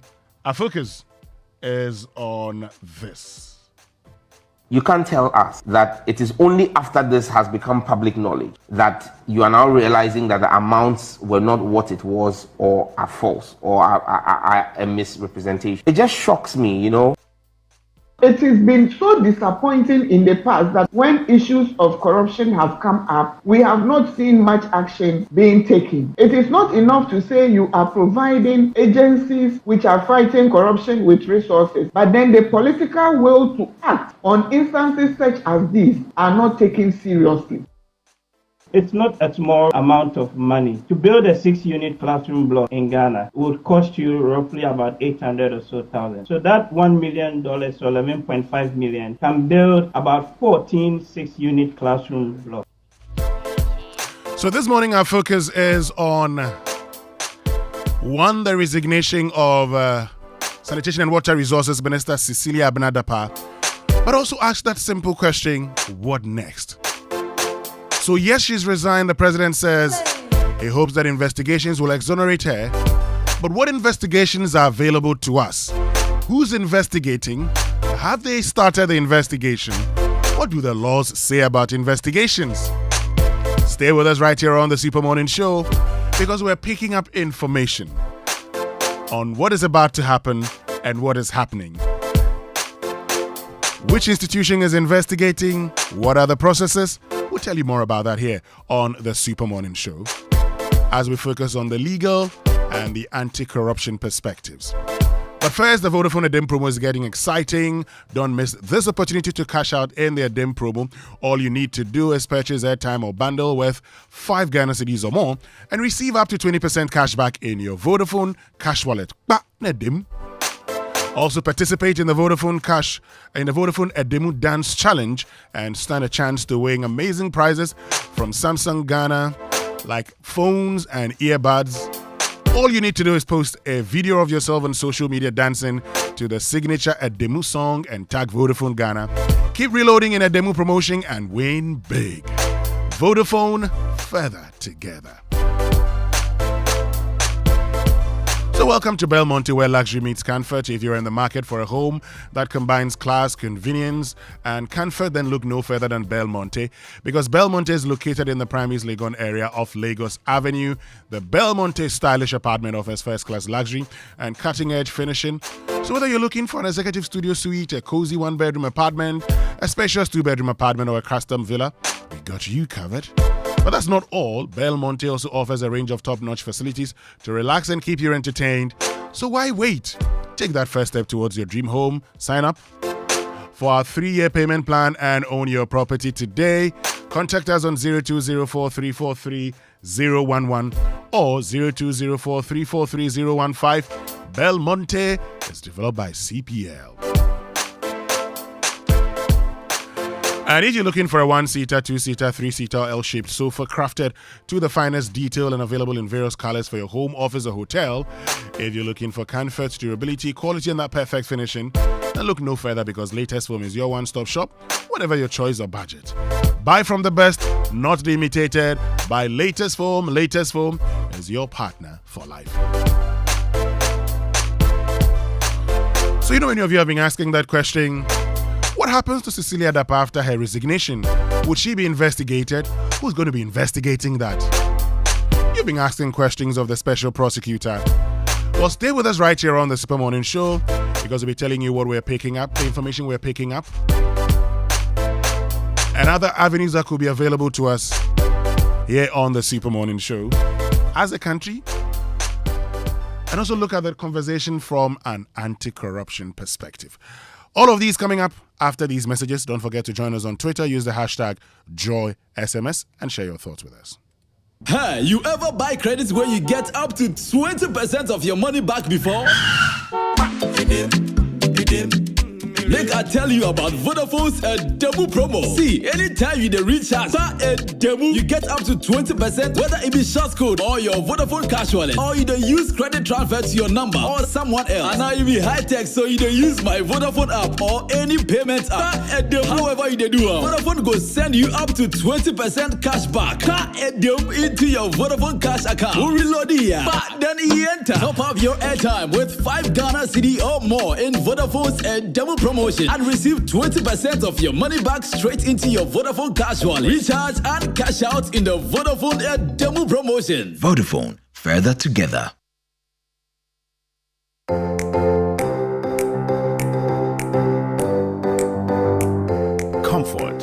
durability, finishing, quality. Choosing sofas and beds for your home, office or hotel couldn't be easier with an exclusive range of sofas and beds in various designs and colors from Latex Foam. There is so much choice whatever your budget. Latex Foam, your partner for life. Wouldn't you prefer an apartment hotel? One that offers the utmost convenience of a boutique hotel while offering the idyllic comfort of your own private home. Oasis Park Residences offers luxury studios, 1, 2 and 3 bedrooms both for short and long-term rental at competitive rates. Our sky swimming pool, gourmet outdoor restaurant and a fully equipped gym rest on a breathtaking rooftop with panoramic views of the city. Oasis Park Residences, located at Shiashi Tetekwashi, 10 minutes from the international airport, is the ideal place for all your accommodation needs. Why don't you give us a call on 020-4343-009 or visit our website at oasisparkresidences.com to make your reservations. Oasis Park Residences, more than a home. Onyadofo, would you a money sike free amanone? And now one money sika kwa amanone. Any beka customers and pimpima. Wo winning a chedia one swo Access Bank a chedia promo no mono. Abribia bebewura Access Bank nkrabata BM. Eko disika money hu dwuma bia a free 500 Ghana cedis ekro. Wo betime winning surprises a hu do no mu be. Se Western Union and MoneyGram ba wutiri a ma Access Bank mbra wutiri. Se wa man sika nso beto Access Bank account mu direct dia. Eye free. Freto free 0800 004400. Access Bank, more than banking. A bank that supports you, a bank that cares for you. Hand in hand, we stand with you.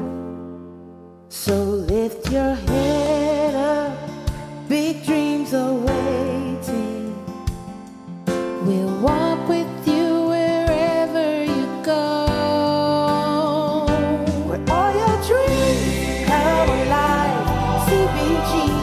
Make you smile. We will rise with you. Your business will flourish. Your name will stand out. Consolidated Bank, CBG. We stand with you.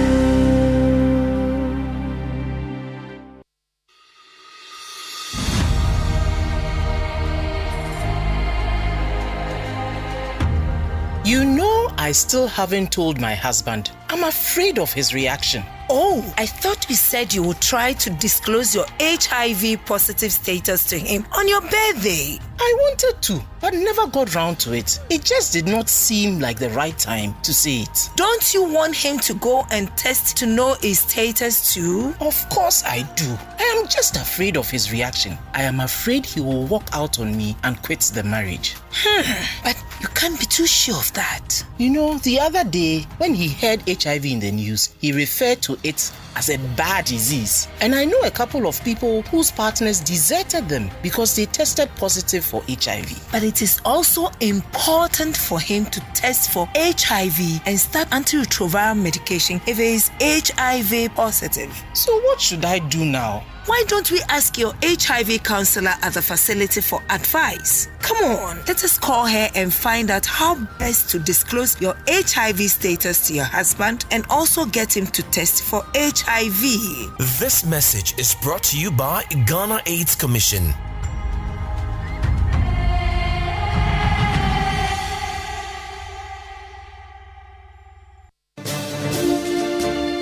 Nyamidua Apartments, the first master planned community in Ghana, is offering a 20% discount on all units. 2 and 3 bedroom apartments ready to move in today. Strategically located a short drive from the Tema Motorway roundabout towards Community 25. Call us now and the first 10 will get an additional 5% discount. Use the promo code Nyamidua23. Terms and conditions apply. Contact number 0551 435 555. Nyamidua Apartments. Affordable luxury homes for everyone.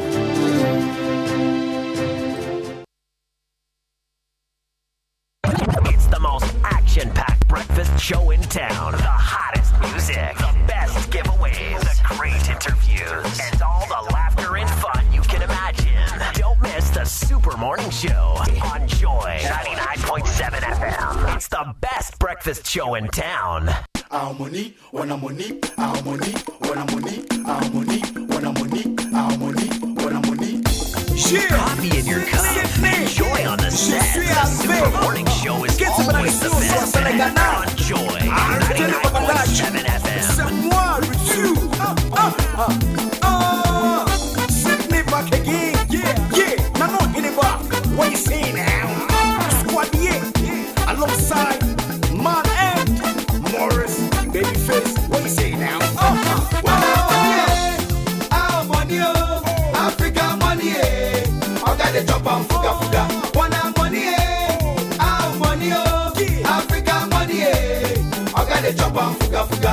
Ile chop on nyanga. I got the chop on fuga. Hey, wanna money.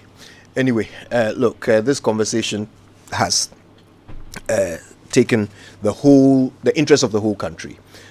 A minister has reported her domestic workers for robbing her between the months of July and October 2022 of $1 million, 300,000 euros, and untold amounts of cedis. According to the charge sheet, this money was then distributed to other people, and they have all been charged and are being tried in court as we speak. But this has raised other issues because, of course, Madam Cecilia Dapaah, who, by the way, I must say, is a lovely person. Every time I've met her, found her to be completely enchanting, lovely, courteous person. It has raised questions about the propriety or otherwise of having so much money in your house. Well, this is how she's responded. She's resigned from the position of minister. The president has accepted her resignation and said that he is certain that she'll be exonerated in these matters. An investigation has not yet been started by any government institution or any mandated institution. So let's look at this from several angles. We can look at the legal implications. What are the laws that could have been broken here? What are the questions we should be asking? We can also look at what it means for our fight against corruption. Did we go or did we come? We can also look at the political implications. How is government handling this? This is something that happened last year. How has government handled the fallout? Could they have done better, or have they done the right thing? Let's start from there. Professor Ransford Jampo joins us. He's a professor of political science at the University of Ghana. Prof, good morning to you. Morning. We'll also later be speaking to Mary Ada, who is acting executive director of the GII, Ghana Integrity Initiative, and Samson Ladi Anyenini, who of course is a private legal practitioner. He's also the host of Newsfile here on Joy. But Prof Jampo, we're starting with you because naturally one of the big implications here is the political one. I wonder how you assess this government and the ruling party's handling of this emerging story. Well, as you rightly indicated, this is a matter that we are told occurred last year. We do not know whether officially the government and the ruling party were brought into the picture or have been in the know since then, and they haven't done anything about it. The story just broke, I think, just last week. And so, to give the benefit of the doubt, you want to assume that the ruling party may not have been aware, the government may also not be in the know until the story broke, was brought to us by you guys in the media. And so in terms of handling the matter, I think the woman has resigned and the resignation has been accepted. I think so be it. I just didn't want the president. The president could have simply gone on to accept the resignation without saying that he hopes that she is going to be exonerated. I mean, it shouldn't come from the president because he's gradually having a certain track record. People were referring to him as a clearinghouse. and all that. So yeah, but Prof, what's wrong with the president? Prof, what's wrong with the president saying that he expects her to be exonerated? No. The woman has not even appeared before any investigative body yet, and so I think that such expectations should be kept in the head and in the mind.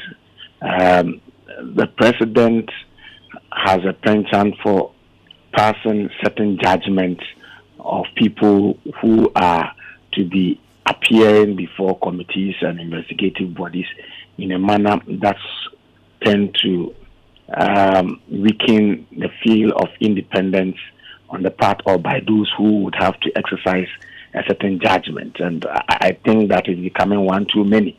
And so if the woman has resigned, you should just go ahead, and if you think in your wisdom you have to accept the resignation, you should stop at that without talking about your expectations, because otherwise then it creates an impression as if you are setting a certain tone for whatever investigations that may go on. I think that one is not the best.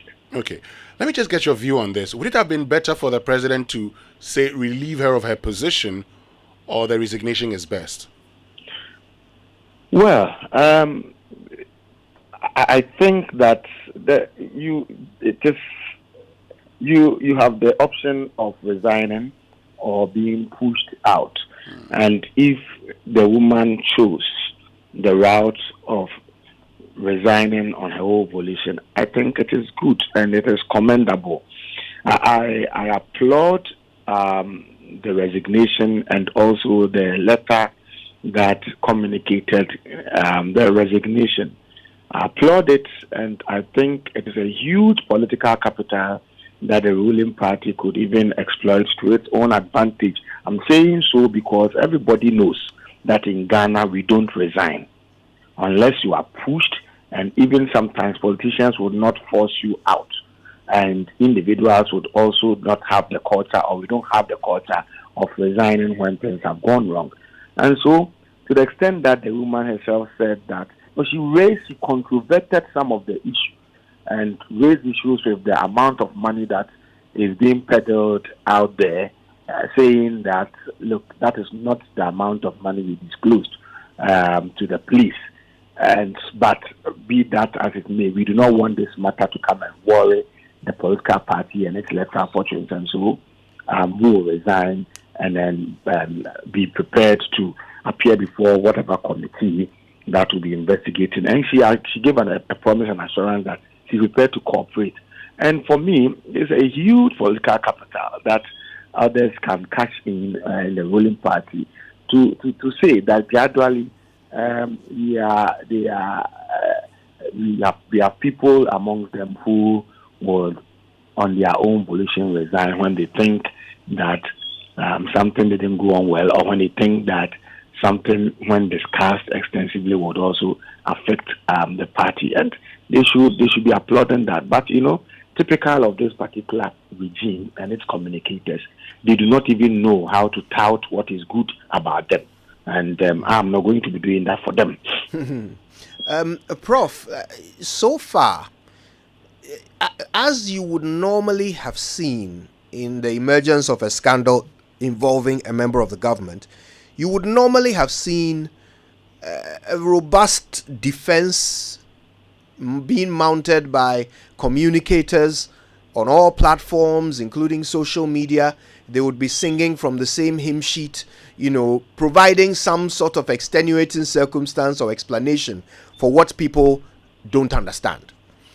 In this case, we haven't seen much of that, except for one government communicator on UTV who suggested that perhaps the money was funeral donations being kept in her home. How do you assess the communication, the political communication around this scandal? But whoever said the money was a funeral donation clearly misspoke, and he made a very unintelligent comment, and he sought to insult the intelligence of Ghanaians. And I'm sure that Ghanaians have seen through that kind of communication. And generally, I'm not surprised if people are not talking. You see, when public servants and party officials in power are found to be keeping such huge monies in their homes when the masses are living in poverty and economic miserization, it becomes a source of concern to all, regardless of their political divide.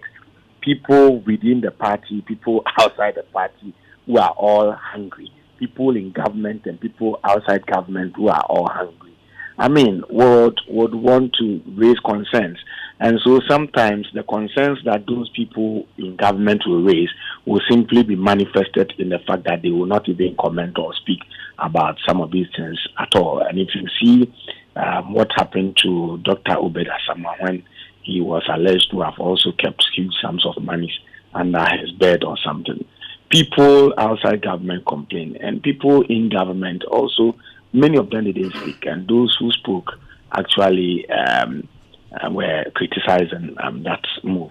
And so I am not surprised. I mean, how are you going to be defending this? Look, there is no law. I don't know about any law that bans people from keeping their monies in their homes. And if you sent your money to Data Bank or EDC or Eco Bank and got paid matched to market value of your savings, or you are given a haircut, then you will think twice in determining where you want to save your money.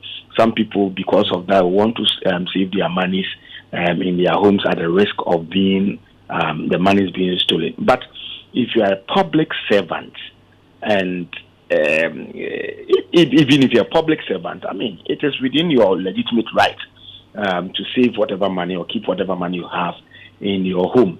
But if it is found that, look, knowing your salary and knowing the job that you do, if it is found that you have such an outrageous amount of money being kept by you in your home, then definitely everybody, every Ghanaian worth his or her salt will raise concern. And so it is not a big deal. I'm not surprised that communicators are not even speaking to that. And more importantly, the fact that the woman herself, on her own volition, has resigned, sort of throws cold water on whatever discussion that, or whatever debate or defense that would have ensued. Because the culture of resignation in our part of the world, unfortunately, is alien to us. And so when people do it, it silences people.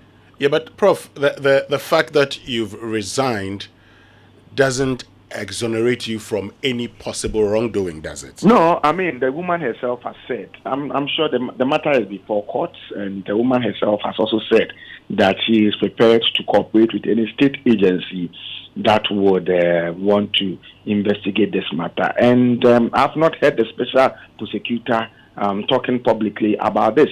When people were sharing bicycles and other things at campaign rallies, immediately we heard the special prosecutor issue a statement that they are going to have them investigated. I'm wondering why, in this particular instance, we haven't heard. I'm not saying they haven't done, but just they have set a certain standard for themselves that they will be doing their work in the public domain by always being heard in the public. So I'm expecting them to come out publicly about this and what they intend doing about that. The information I'm picking is that they may have. I've picked signals that they may have, started investigations and will be communicating. When I'm saying that shortly, I'm not saying they are not working. I'm saying that they are choosing to work in the public, and so they should communicate every now and then. If they want to do something, they want people to hear of them doing it, and so that's the standard or yardstick we are using in judging and determining whether they are working or they are not working. And so I'm expecting that it shouldn't be a silent signal that an individual will be picking that they are going to commence investigation, but they should issue a statement letting Ghanaians know that they are also interested in this matter and that they also want to get to the bottom, of the matter. Right, Prof.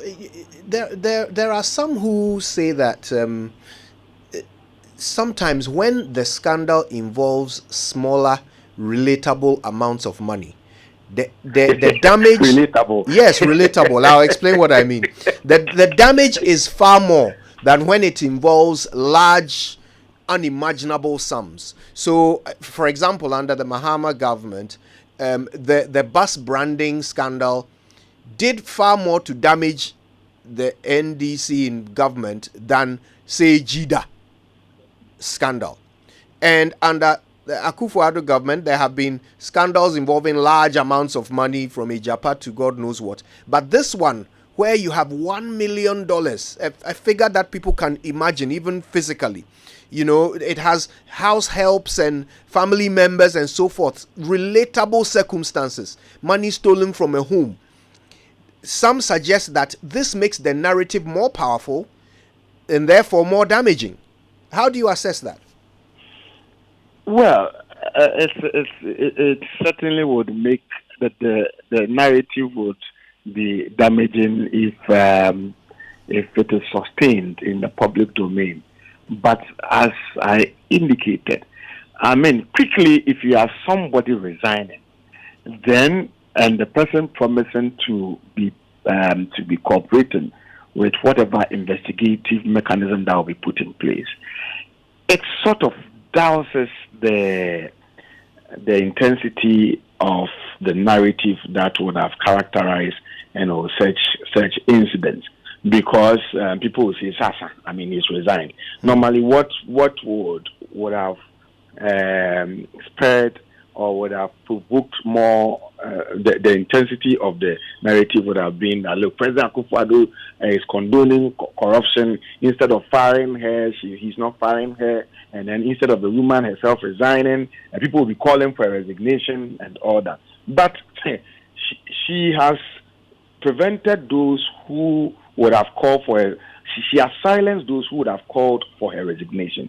And then she has, per her action, also shielded the president against calls on him to fire, her.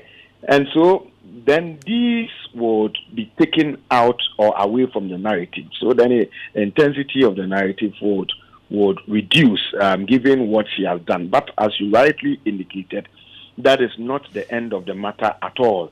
So what, in my view, would bring again back this matter in the public domain and be forcefully interrogated and discussed will be the aftermath of whatever investigation that would go on. And I would urge whoever will be investigating, any institution that will be investigating this, to act swiftly and with dispatch with a view to ensuring that whatever the truth in the matter is, we are all told, and if there are actions that will have to be taken further, they are taken. It's in the interest of the regime in power to ensure a swift investigation of this, a swift, uninterfered investigation, in this matter, so that we get to a finality, we get to the bottom of it.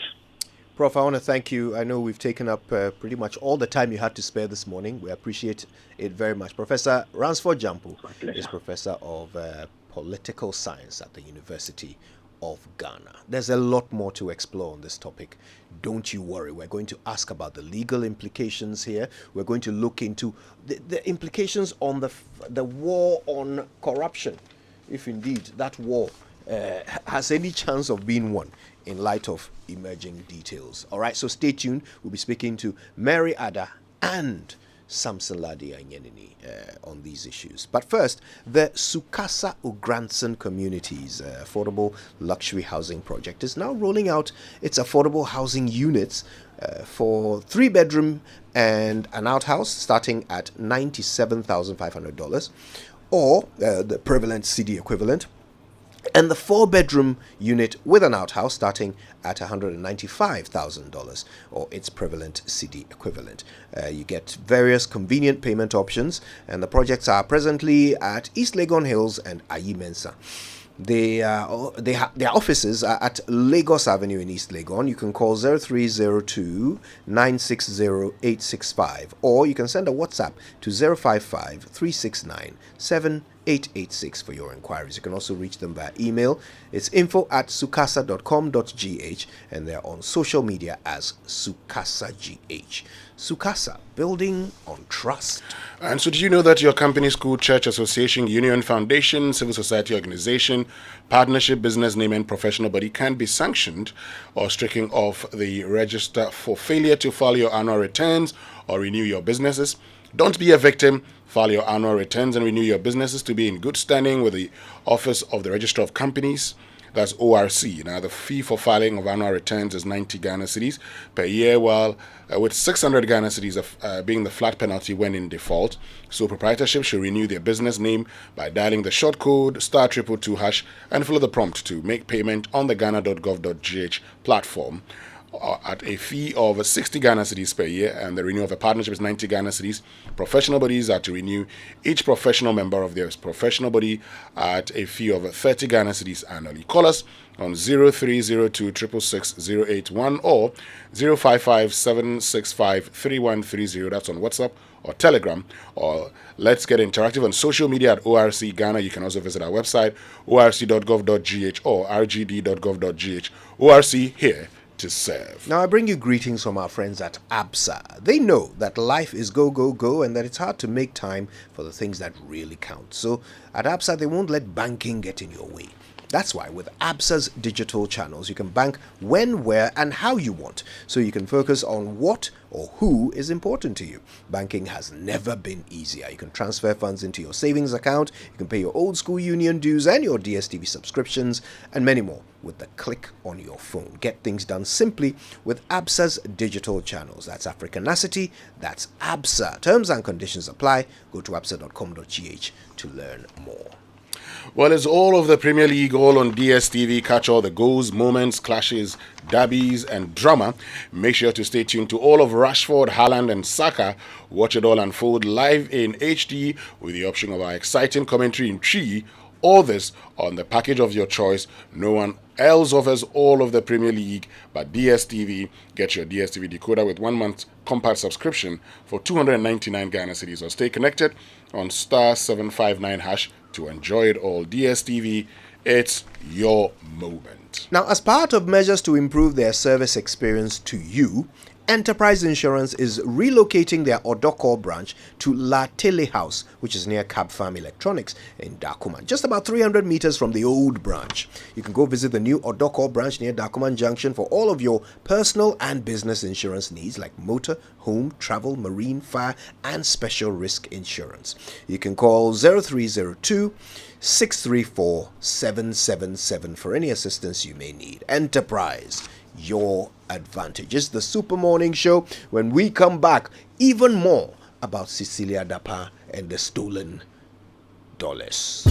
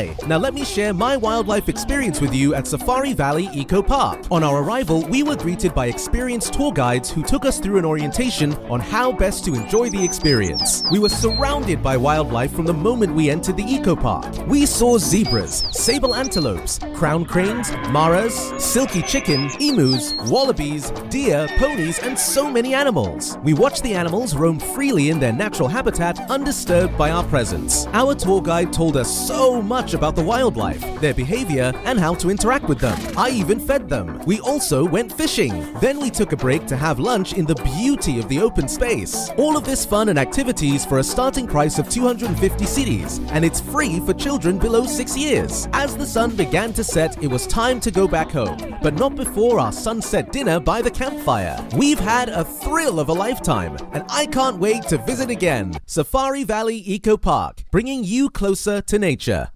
If you get LPG, let me see your hand. Who are gas? Mr. Menu, I'm not happy with you, cry. Oh, landlord, what is it? Me, what is the problem? How can you allow your wife cook with charcoal and firewood? Don't you know smoke is harmful to your wife? Don't you have gas? Oh, landlord, me, I've been using charcoal since. You're not current at all. Now, every Ghanaian uses gas because it's safe and convenient. Just one matchstick, and you're good to go. Food cooks faster, and the taste is retained. Hey, landlord, be that. You think I'm joking, New rule, no gas, no accommodation. Even you just paid your rent, And my friend, come for your money and leave my house. Hey, landlord, if you make a mistake and you give me this money, I'm not going to move. I'm going to buy gas. Like you will see. Don't be left out. LPG is safe and convenient. This campaign is brought to you by the National Petroleum Authority and supported by the Ministry of Energy and World Bank. Contact our toll-free number 080-012-300 for more information. Thank you for trusting GN Life. We are committed to building back because we still believe every life matters. For reinstatement of your policies, information on our Smart Child policy, our Passage Plan policy, our Lifeguard policy, as well as claim-related issues, please call us on 0503 736 801. 0503 736 801. GN Life. Still, every life matters. Prepare yourself for an unparalleled experience of divine revelation and spiritual empowerment. Greater Works 2023. Speakers, Pastor Matthew Ashimolowo, Bishop Tudor Bismarck, Bishop Mike Okonkwo, and your host, Pastor Mensa Otabil. Date, Monday 31st July to Friday 4th August.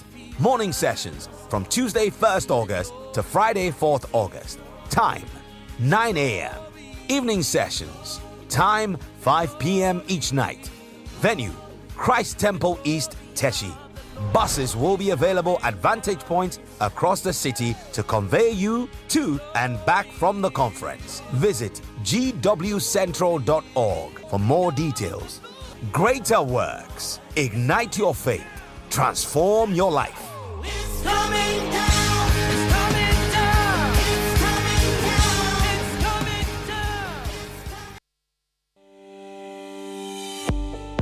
Are you hoping to start university this October? If you want a British degree from a world-class university at a fraction of the cost, then join Lancaster University Ghana right here in Accra. With a diverse student community, vibrant campus life, and 50% scholarships to support your study, Lancaster University Ghana provides you with a world-class education that creates endless opportunities globally. Don't miss this once-in-a-lifetime opportunity. Apply to join Lancaster University Ghana, where learners become leaders.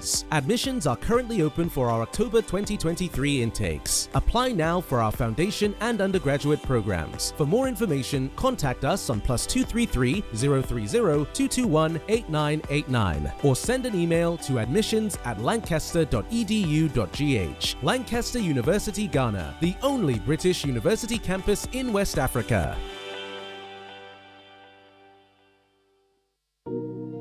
Are you tired of struggling with bad financial situations? At Quick Credit, we understand the difficulties that come with transitioning to a better one.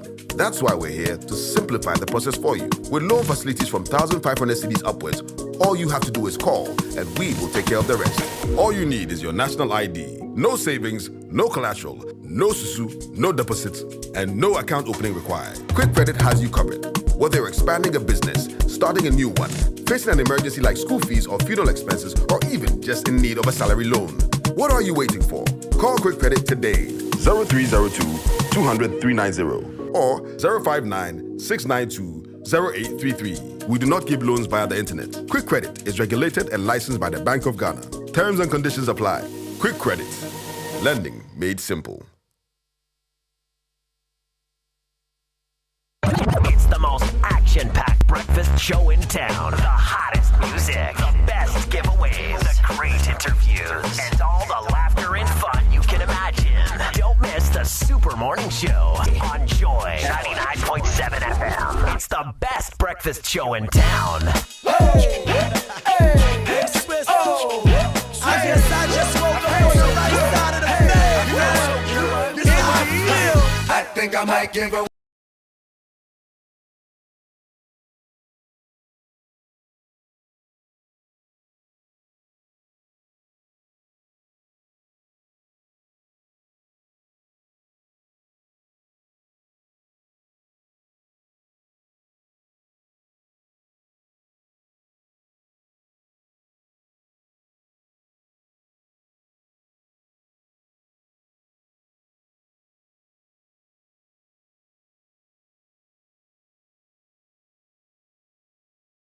in the past that when issues of corruption have come up, we have not seen much action being taken. It is not enough to say you are providing agencies which are fighting corruption with resources, but then the political will to act on instances such as these are not taken seriously. It is not enough for the president to continue to tell us that state institutions are acting while behind the scene strings are being pulled to frustrate processes from occurring.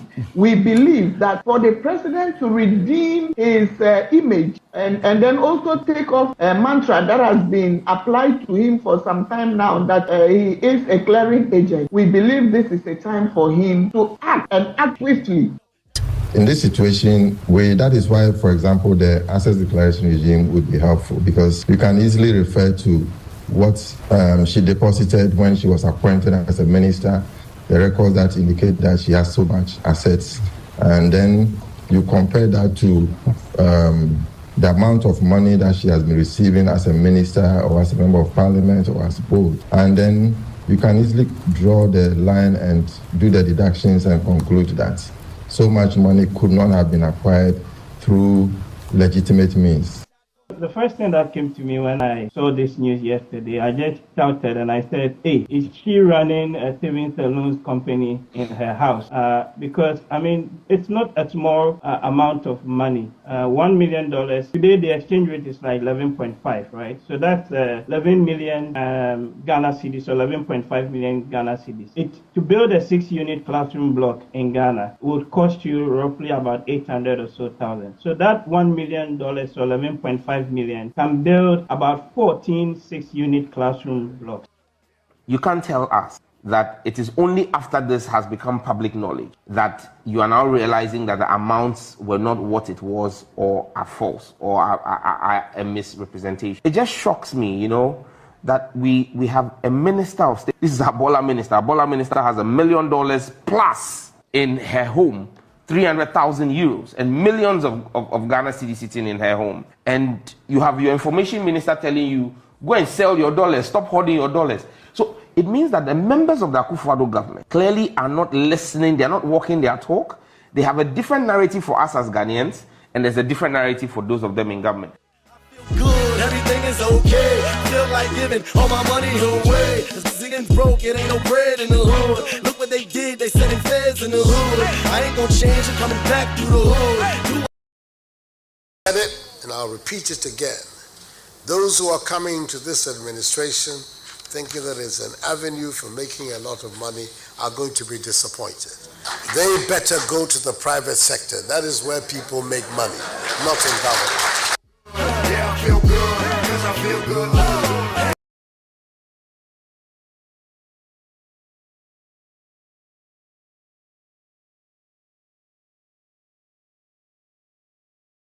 Yeah, that's $1 million by Menu, our special dedication to all house helps working for ministers.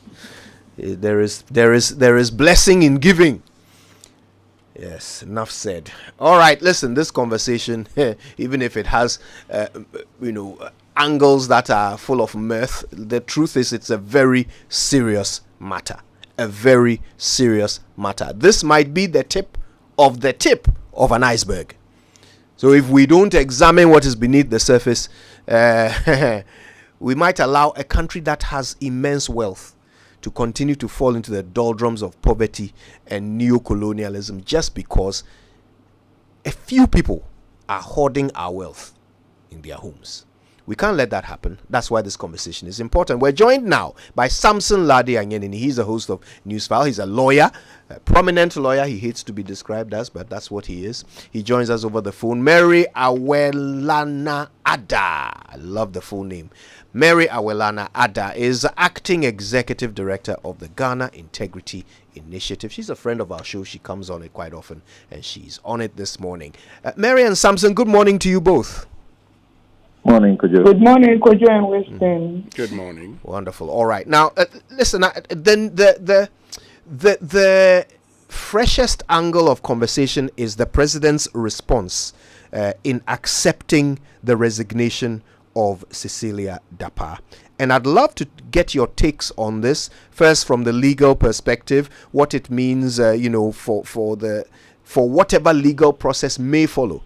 And then, of course, from the anti-corruption perspective, whether this indeed helps or hinders the fight against corruption. So I'll read the specific sentence from the president's acceptance. Oh, let me read the whole thing. It's just one paragraph.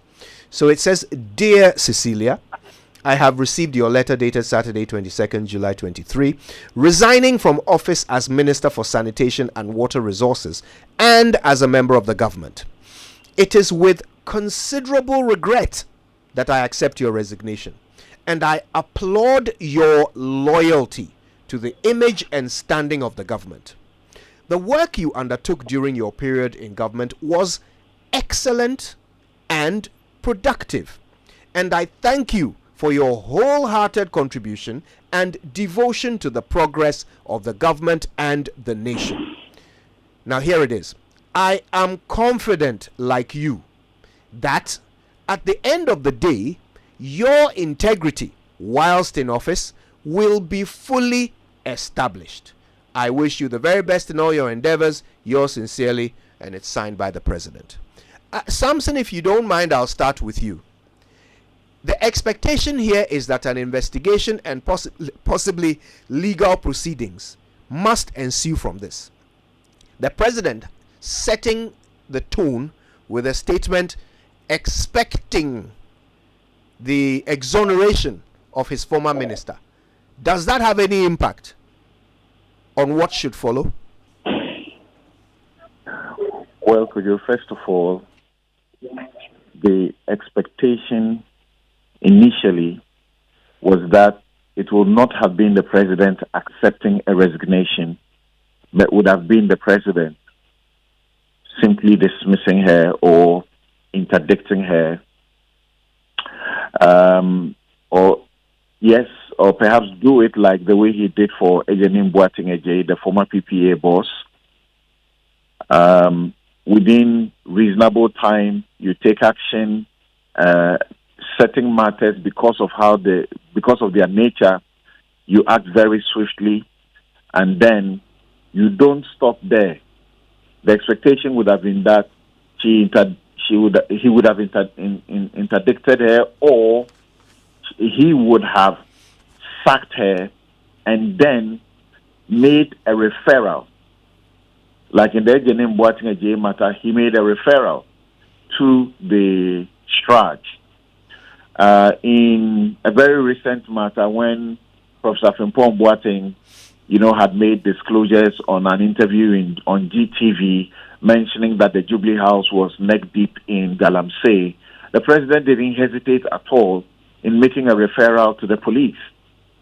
And the OSP Act and its regulations, Operation Regulations 2018, both acknowledge that there can be a referral from a competent authority. And there cannot be any other competent authority in this republic than the presidency. Now, I'll come to that point there quickly about the expectation of exoneration, as she had also stated in her resignation letter. But Kojo, this morning we do not know how many long hours after the matters became public knowledge and the presidency would have been seized with it, and the various investigative bodies would have been aware, with the exception of SHRAJ, which cannot initiate an action on this matter unless it has been petitioned or there's been a complaint to it by an identifiable individual complainant on the authority of Richard Anane matter, as the Supreme Court pronounced in 2007 and 8. In respect of the OSP, by its own act and by its regulations, but particularly the operation regulations 1(2)(c), it is allowed to act on its own initiative.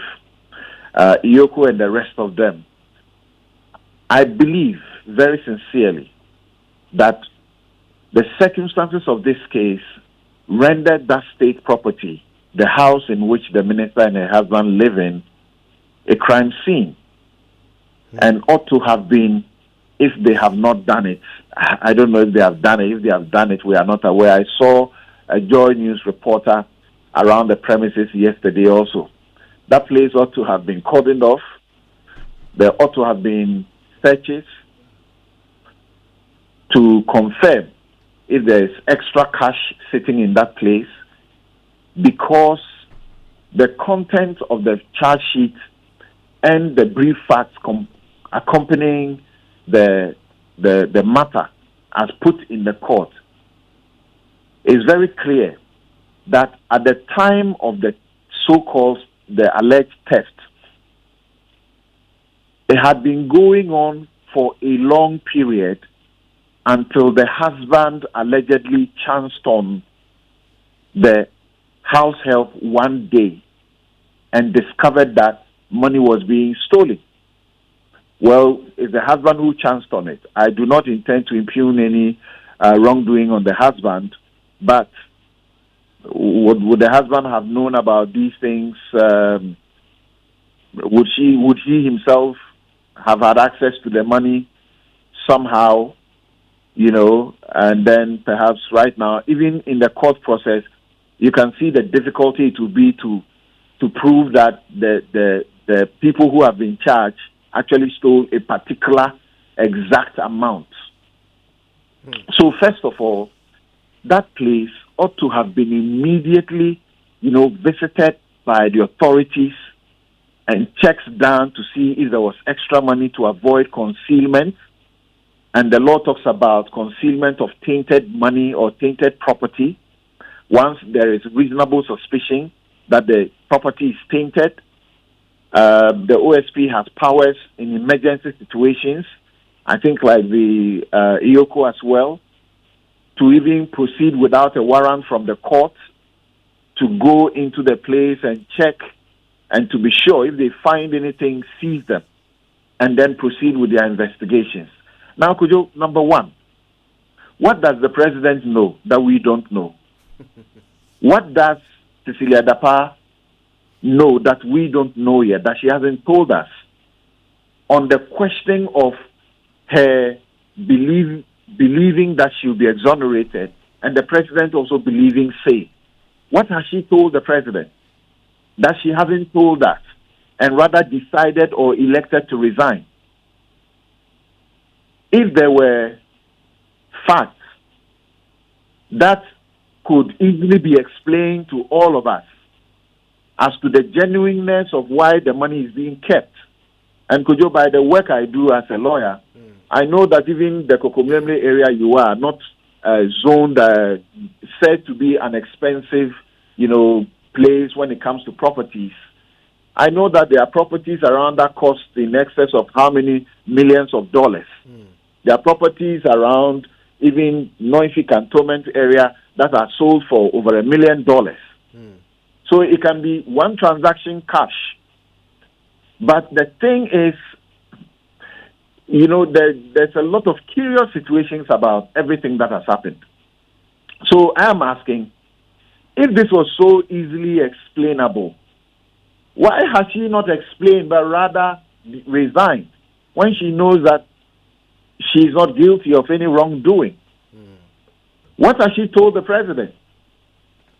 Okay, that the president also believes that she will be exonerated, rather than telling us what the facts are and rejecting her resignation, rather, and telling the world that these are the facts we know. We have heard the joke about, the company that got a contract from her of in excess of how much? $40 million, could have attended her mother's funeral recently and could have donated $2 million to her.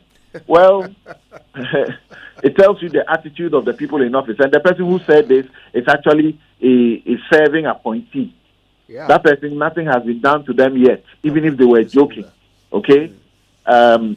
Victoria Hammer just had a dream, had an intention. She just expressed it of wanting to make $1 million, making $1 million, not keeping $1 million. You can earn $1 million. Okay? She was sacked around the time, if you guys recall, and these days when I'm going to host my show, for example, and issues come up, they are the same issues we are regurgitating. I quickly just do a Google search, and you find what the NPP people were saying at the time, including their own general secretary at the time, how immediately Victoria Hammer should be arrested, her premises should be investigated, and her funds, FIC and all of the other institutions should get on her. Well, suddenly we haven't heard from the NPP itself. When you're even inviting them onto a program for a discussion, because of this matter, they won't show up. So the president's comment and her own comment that she's setting of exoneration, I take it with a bag of salt, with a whole fertilizer bag of salt, because I don't think if she genuinely believes in that, and the evidence is available to show the trail of the money, how it was acquired, genuinely, she will be resigning, taking this huge disgrace, and now begin to turn it into, a question of politics. And the president is excited that she's doing something because it will not taint his presidency. I am privy to the resignation of one of his ministers. He didn't say this in the minister's resignation acceptance letter. I'm privy to be part of writing letters for resignation of a minister. When it gets to the presidency, they seek to amend what the person had actually drafted and sent and signed to them. Okay? They change the content, but they don't put there that they believe in the person's, genuineness and integrity, and that the person will be exonerated.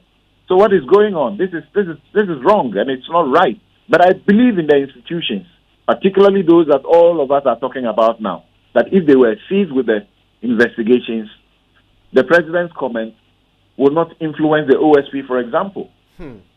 Thanks for that, Samson. I'm going to get preliminary thoughts from Mary as well before we proceed. And Mary, on the same issue of the president's response, I mean, Samson has faith in the institutions, as we all should. But, I mean, you are on the operational end of the fight against corruption. What is the reality? Will institutions be influenced by the president's comment or not? Okay, so not necessarily. Let me say good morning to you, to the team, and then also to Samson on the other end, and to your cherished listeners this morning. From our perspective, we believe that response should have ended with the first sentence. That is it.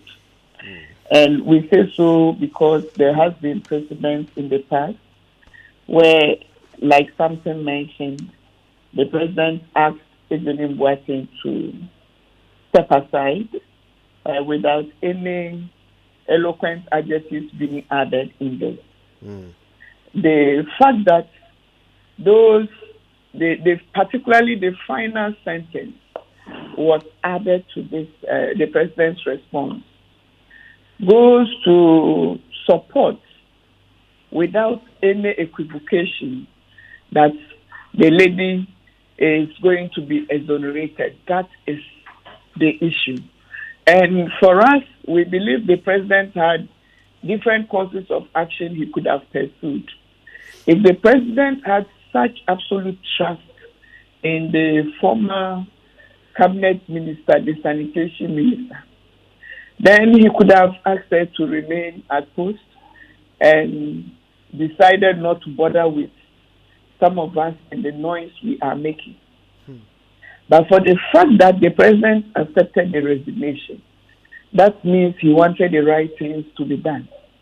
And the right things would be for him to have again done what he did in Ejenim Boateng's instance by referring this matter to a competent investigative body which could have taken up this issue. That is, if they have not already started to have taken up this issue to ensure that we come to some conclusions on the subject. Unfortunately, this has happened. And we all know that there have also been other instances in this country where people have been cleared without investigations happening. We remember the instances of now Minister of Land and Housing, also the two, when they were cleared even before the investigative bodies did. We remember other instances which we could cite here, that the president came out to declare these persons innocent even before the investigative bodies did so. And so the implications of declaring that you have absolute confidence that this person's integrity is without question and at the end of the day would be established means that those you have appointed to do their work would then also tread cautiously if you do not take time. We can impugn that. That if you do not take care, some of these investigations would go on forever without any resolution because perhaps they would not want to step on the president's toes. Again, we know for a fact that in some of these instances, there are usually unseen hands behind the scene pulling the strings. And so anything could happen. That perhaps this person is resigning so that the investigative bodies do not take any serious steps in this regard. That is possible. We have seen instances like that happen where cases have gone on and on and on. And we have even heard in some instances where party supporters have come threatening the OSP and other officers of the state that they should be careful. I remember the La Bianca instance where people were heard on radio threatening the OSP that he was going after their own and not fighting corruption. So the implications on the citizens' part is something we should not discount. Again, the fact that the president has such confidence then begins to then put some kind of conjecture in our minds that if the president is so absolute in his confidence, then can we be saying that this money that is missing is something that perhaps people are aware of that we do not know of? Does the president know something that we are not aware of? These are questions we need to be asking ourselves. And if we want to take the fight against corruption seriously, then some of these disappointing statements that are occasioned when there are issues, that the president should be firm and decisive in his actions, does not take seriously. It really, really, really bends the fight against corruption and makes people begin to question the president's utterances or rhetoric when it comes to his pronouncements that he's fighting corruption, is resourcing the institutions of state to do so. Right. Well, we've got a lot more to discuss with our guests, Samson and Mary, because there are other angles to this situation. We've got to explore, for example, whether or not this is just the tip of an iceberg. What are our legal options if we want to check how widespread this act of stockpiling foreign currency in the homes of government appointees, how widespread it is? If we want to check that, what are our options? Does Parliament have a role to play here? And what should be the posture of government going forward if the people are to have any faith that we intend to fight corruption effectively in this manner? So we'll be hearing more from Samson Ladi Anyenini and Mary Ada in just a moment. Stay with us. Before that, though, Kingdom Books and Stationery Limited continues to invite you to their amazing website, kingdomstoreonline.com. They say come and do some shopping, buy some office essentials, equipment and furniture, stationery, all from Kingdom Books using your Momo account. You can pay and sit back at home or in your office for your delivery. If you're in Accra or Tema, delivery is also free. Terms and conditions apply. At Kingdom, quality and affordability are their hallmarks. So Safari Valley Eco Park has introduced the Safari Wildlife Experience by creating an environment that fosters the harmonious cohabitation of forest, water, humans, and wildlife such as zebras, sable antelope, llama, wallaby, fallow deer, and Patagonian mara, and many others, where everyone can come and experience these majestic creatures at a starting price of only 250 Ghana cedis, and it's free for children up to 6 years. It's only an hour's drive from Accra. It opens from 6 a.m. to 8 p.m. each day. Visit Safari Valley Eco Park with your friends and family today for the thrill of a lifetime. For more information, visit safarivalleyresorts.com. Check out Safari Valley on Instagram or call 0596 914394. Okay, now it's Bigu time. Are you worried about your parties, weddings, outdoorings, funerals, hangouts on what drink to enjoy during the celebration? Or perhaps you're worried about how to celebrate your friends and family during that special occasion. With Bigu, no wahala for the occasion. Bigu drinks have made it easy for everyone to enjoy and have the ideal celebration. It comes in different, distinct and captivating flavors, each one specially created to enrich every moment and bring vitality to your life. The flavors include cocktail, cola, apple, coconut, lemon, lemon lime, and orange. It comes in 16 and 20 packs of 16 and 20. A lot to go around in various packs. It's refreshing and it's good quality. Infuse color into your life and get rejuvenated. Grab a bottle of your favorite flavor and treat yourself and loved ones to a memorable experience. Bigu Drinks, another quality product from Twellium Industries Limited. This advert is FDA approved. And it's Yummy introducing the new super delicious and yummy Macberry Twist Cupcake. Now, the Macberry Twist Cupcakes are baked with natural ingredients and come in two flavors, vanilla and chocolate. Now, they taste as good as they look. And the best part is they're affordable. Hurry, get a whole pack for your family. Macberry Twist Cupcake is healthy and comes in handy as portable snack for your kids to eat and share with your friends at school. Indulge in the deliciously baked and irresistible taste of Macberry Twist Cupcake and enjoy the goodness in every bite. It's available in every supermarket and provision shop near you. Macberry Twist Cupcake, simply irresistible. All right, now let's get back to our conversation with Samson Ladi Anyenini, who's a host of Newsfile and also a prominent Ghanaian lawyer, and Mary Awelana Ada, acting executive director of the Ghana Integrity Initiative. All right, Samson, I'm coming back to you on this because, 3 days ago when this story broke, or is it 4 days ago now, because it was on Friday, wasn't it? Yeah. Cecilia Dapaah herself released a statement. Okay, I won't talk about the very strange misspelling of her own name in the the letterhead, but I'm going to go straight to the actual statement. It's, again, just 3 paragraphs. It says, I refer to publications dated 21/07/2023 suggesting that I own $1 million, 300,000 euros, and millions of cedis which have been stolen from my house. There are noticeable inconsistencies between what is being discussed in the public domain and the thrust of the original complaint on the matter. I am taking steps to examine the origins of the inconsistencies and will provide a detailed response in the coming days. It's signed Cecilia Dapaah, and she has not yet, provided the detailed response. Okay, the days are still coming anyway, but she hasn't provided that. She has instead resigned. So in the meantime, Samson, I want us to examine this from our own point of view, from the documentation that we have, the charge sheet, which has been amended a couple of times. She says there are noticeable inconsistencies between what is being discussed in the public domain and the thrust of the original complaint on the matter. Is there any sign whatsoever of what she's referring to here?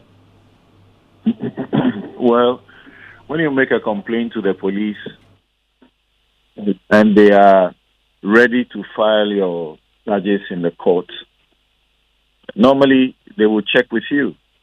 But there are times that certain errors are made. And then sometimes they even put the matter in court before you discover that they have made some errors and their attention is drawn to it. And then they go back and make a correction and do what we call an amendment. In this particular 10-count charge sheet that was put in the court, it has been amended twice. There was amendment on the 5th of June. The latest amendment is dated the 20th of June. I don't know as in why July? Any corrections that have to be made are still outstanding. So it has been amended 2 times from the original amendment, from the documentations that we have seen so far. And in the amendment, the first figure, $1 million, never changed in any of the amendments. The second figure, 300,000 euros, never changed. It was, I think, the part of the money said to have been given to the boyfriend. The boyfriend, that appeared to have changed to the current amount that it is. So I don't know what she's talking about, inconsistencies. And the police would have checked with you for something that they have had to amend twice in respect of the figures that are involved. I don't know what else they are talking about, that there is some inconsistency with what they reported to the police and what is on the charge sheet. Well, it's absolutely up to them to determine if they even want to go and do a further amendment and reduce the 1 million to $1 million to $1. That's absolutely up to them. If it's $1 that they are chasing that has been stolen, that's up to them. But Samson, okay? In the statement, in the first sentence, she says, I refer to publications dated 21st of July, suggesting that I own $1 million, 300,000 euros, and millions of cedis, which have been stolen from my house. Then she goes on about inconsistencies and a detailed response. So it appears that the thing she's challenging is the suggestion that she owns these amounts. The amounts themselves, as you are saying, have not really changed. It is what was received that seems to have been amended. But who is making any suggestion? No media has made any suggestion, and she knows it. And I know you are just putting it as a question to me because you have also seen the charge sheet. In the entirety of the counts, there's only one count where the husband's clothing, as in kente cloth and suits, are valued at a certain amount for which the husband has been named as the owner of that property. The rest of all the charges, every item, every amount, value of jewelry, clothing, everything else, she's named as the owner of that property. Okay? She's named as the owner of that property. And in fact, if you don't own that property, you can't be making a complaint to the police. Yeah. That's what gives you the capacity in law to challenge anything. She owns the money. That's why it's said in the charge sheet. Unless the police prosecution have also made a mistake, an error in that, then she should be blaming the police and not any media that has made any reportage of any suggestion. It's not a suggestion, it's a fact. It's a fact in the courtroom. The fact that has been attended to 2 times to correct. And in all the corrections, these figures have not changed. So what's the thing there? I don't get it. But like I said to you earlier, we are individual. We have our differences and how we process things. But if I were a minister and this very huge embarrassment is hanging on me, a man's name is everything they have. A good name is better than riches. A man's name is everything you have in your life. If you accuse me that in the manner that we are talking about, and I'm a minister, I will not resign if I have the evidence. To the contrary, I will not contemplate resignation 1 minute. The first thing I would have put out in the public would have been to state categorically that this money is proceeds from X place, and it was brought in at such a time, and it needed to be kept there for a minute before it gets transferred, whatever. But I will not resign. Okay? I will not. Even if I think that some damage has been done on the back of wrong information, and I feel that it embarrasses the government. In such a situation, it must be that I will be compelled to resign against my will, because the truth will be otherwise. In fact, in the prosecution, we say that when you are going to prosecute someone, and there are what is known as exculpating evidence, you must make it available to the accused person. So what is the exculpating evidence that she has, that she wants to talk about, that she doesn't tell us of, and she's beating about the bush the way she's doing, and gets the president to join her that she will be exonerated? But, exonerated of what? Samson, but you know, she's actually denying the amount. So come to think of it, because I'm now looking at her resignation letter, okay, and here she says, and I quote, "Since yesterday, Friday, July 21, 2023, social and traditional media have been full of stories about a court case involving a theft that took place last year in the home I live in with my husband and daughter. The stories sought to suggest that I own various huge sums of foreign currencies and millions of Ghana cedis which have been stolen from my home. Whereas I can state emphatically that those figures do not represent correctly what my husband and I reported to the police, I am very much aware of the import of such stories around someone in my position." Yeah. So now this is a clear denial, is it not? No, I don't see a denial there. I see a contestation of the figures, perhaps. I don't see a denial. And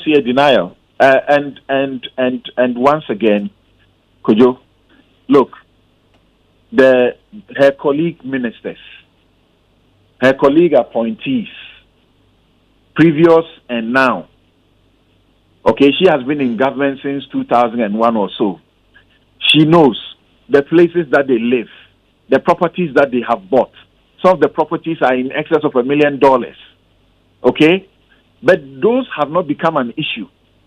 Once the money can be traced as to how it was earned, what the Constitution talks about in Article 2864 is that if you have made a declaration of your assets, you must make a declaration of your liabilities as well.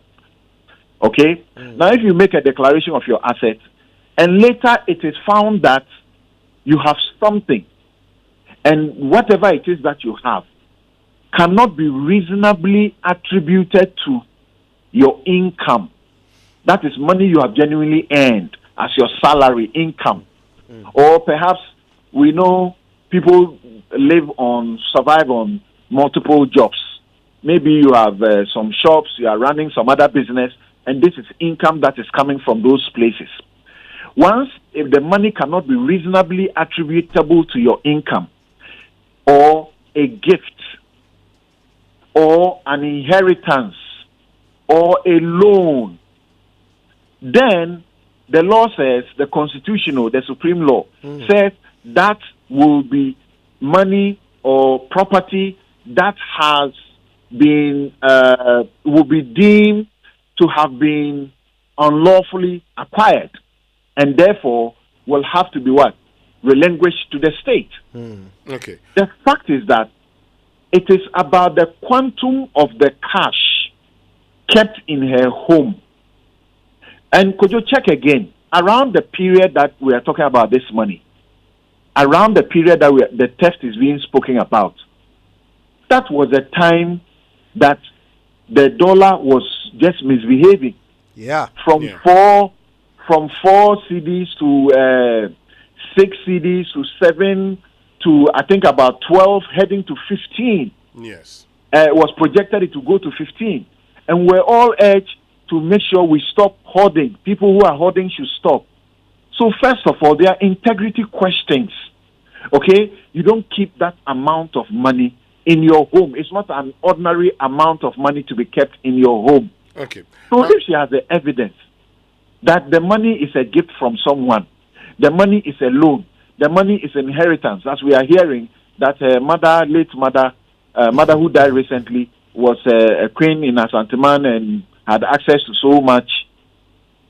Just put the facts out there. It's as simple as that. Okay. But the charge sheet and the facts accompanying the charge sheet, I cannot see the claim she's making, how they are tenable. They are completely not tenable. But could you, once again, I go back to my initial point. Has the security agencies that have the power to go to that place, conduct searches, and confirm if there's extra money, because from the narration, this was probably not the only amount, or was not, the entire sum. Have they gone there? Have they made seizures of tainted property for the purposes, because it's reasonably suspicious money, for the purposes of the further investigations? She speaks about investigations. The president speaks about investigations. Is it that some work has commenced? Now, since we don't have that, and we deserve that as the public, who have been paying her, who have been taking care of her since before 2001, when she has been in public office, been in the aviation ministry, been in various ministries up to today. We are entitled to know. If it was a private man's money or property, the discussion would have been a different game. This is a public servant, and the time the money was found to be there is also questionable. As we speak, how much are the IMF giving us that we have been celebrating? How much? How many millions are they giving us? $600 million. Yes. So did they go to search? Perhaps this individual alone could have given us that money that is there, and that doesn't belong to her. And people are entitled to make the reasonable deductions they are making. That she has superintended over contracts in excess of $40 million. Okay? Of course, her own political people. The head of the environmental, what's his name? Kokofu. Okay, and head then of the Environmental Protection NCE, Agency. They seem to want to suggest that she is capable of that money in a proper way. Her husband is an architect and is wealthy. Well, they should show.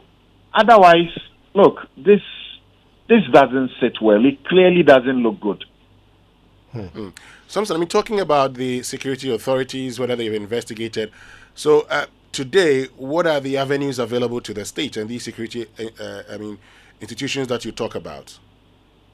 So, simply put, since the president didn't make a referral, as he is known to have done in previous situations, if a referral is not made to SHRAJ, they cannot go into this matter. Members of the public, anybody who is concerned, can make a complaint to SHRAJ. You can also make a complaint to the OSP. Even though they don't require a complaint, it doesn't mean that you can't make a complaint. A complaint can be made to the OSP, and they will investigate. Of course, we have spoken about YOCO, the FIC, Financial Intelligence Unit, where you, Winston, today, if you got maybe $10,000 into your account, your bank will see it and they will call FIC because they are bound by law to call FIC and tell them that they have seen $10,000 in your account and there's no, it's reasonably suspicious. It will be held and then frozen. Your account will be frozen. You will need now to pay a lawyer to go to court and to say it should be unfrozen, and you must justify why that money duly belongs to you. So people can make complaints. I don't see one to the police. I heard you earlier making an argument about that. I don't see one to the police because for now, it borders on the questions of unexplained wealth. Yeah. The OSP has power in that direction. The charge also has power in that direction. They have power to have the asset that she declared also brought in to be opened up and to check what sources of funds are available to her. GRA, I suppose, should be asking questions by now. What are the taxes she has paid over the period? If she has that amount of money, was that declared? Have taxes been paid on them? You know, so various other state institutions duly authorized can go into this matter. Anything, it is in her own interest that this should be done, and she believes that she'll be exonerated. Right. So this thing should be done and done quickly. My only concern is that from the way it looks, there ought to have been, there would have been some more money. But at this time, if no attempt has been made to search the property, it would have been concealed. It would have been concealed in a manner that you can no longer trace them. Yeah. Okay? So that's my only concern at this time. Right. But I wish also, like I stated on Saturday, I believe that the bit of the politics unnecessary that is being brought to it calls on the, even beyond the politics, calls on the NPP to be issuing statements the way they did for Victoria Hammer, asking that FIC, Yoko, everybody should go and investigate her. They should do the same for her.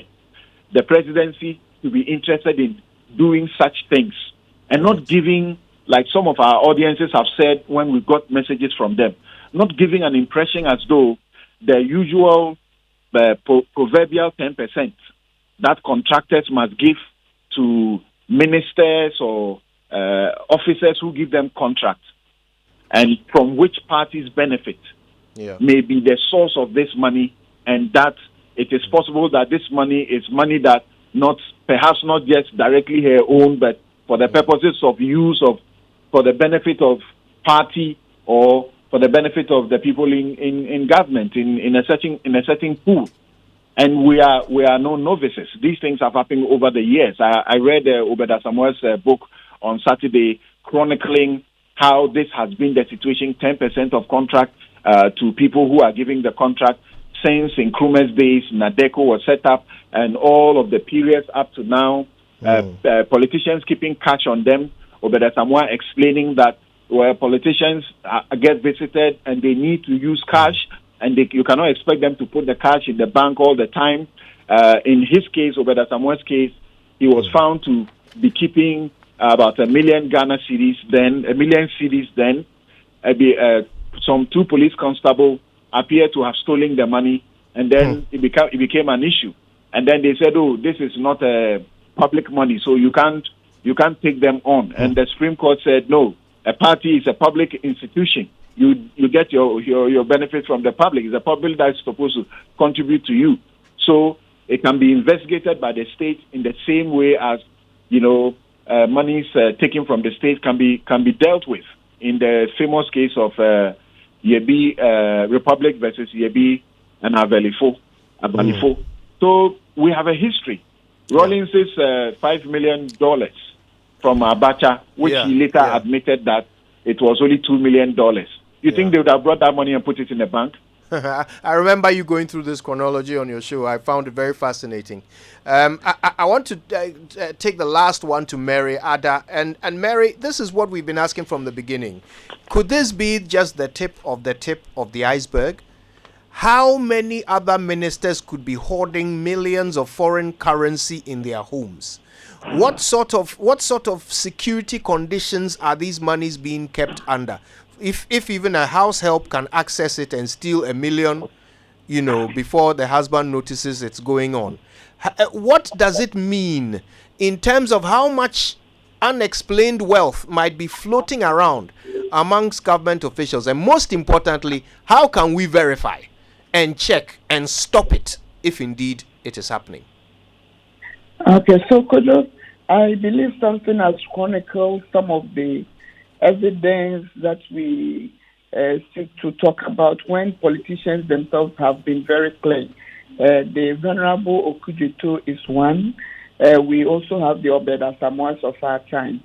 And these go to show that it's not just speculation. And when we talk about the fight against corruption being perception, it is not at all.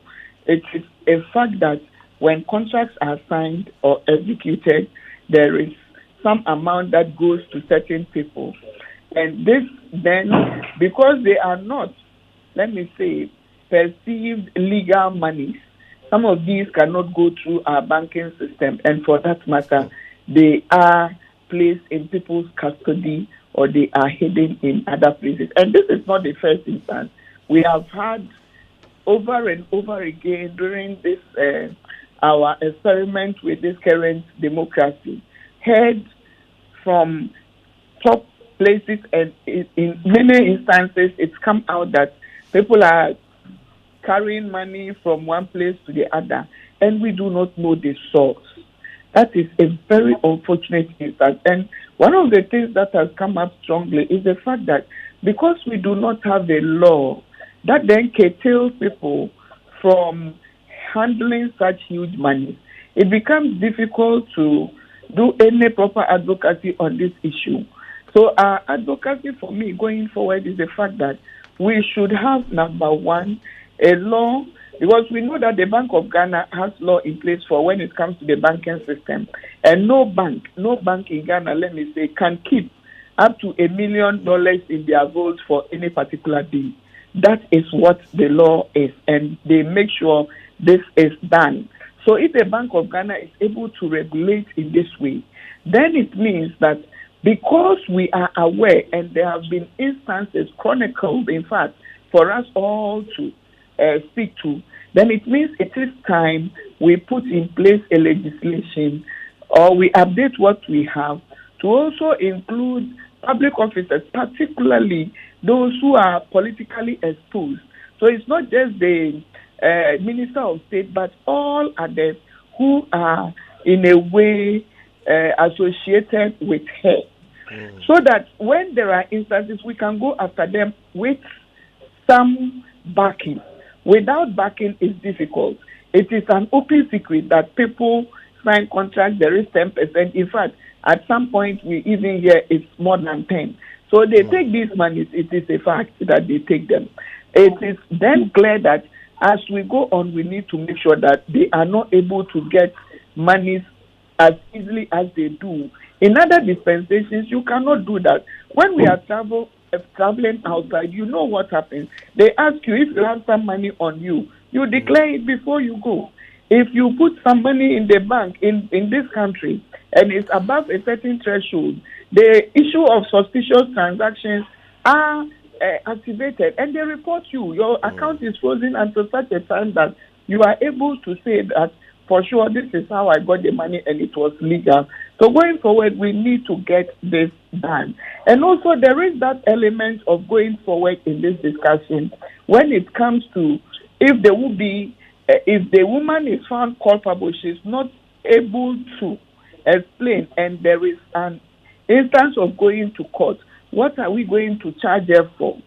We have the unexplained wealth provisions not very well spelled out. I believe something can talk to this very well. The legal regime around it, it's not firm. Even though Yoko and the special prosecutor can do that, we all know that if these are not crimes, it becomes difficult to prosecute. Then the investigative bodies would then go out looking for whether it's a bribe, it is stealing or what have you. When we do that to ourselves as a people, it is very disturbing. So let's see how going forward we can make our legal regime as robust as possible. I am aware that in this instance, with the asset declaration, it's being worked on, but it is still not up to the standard that is required of best practice.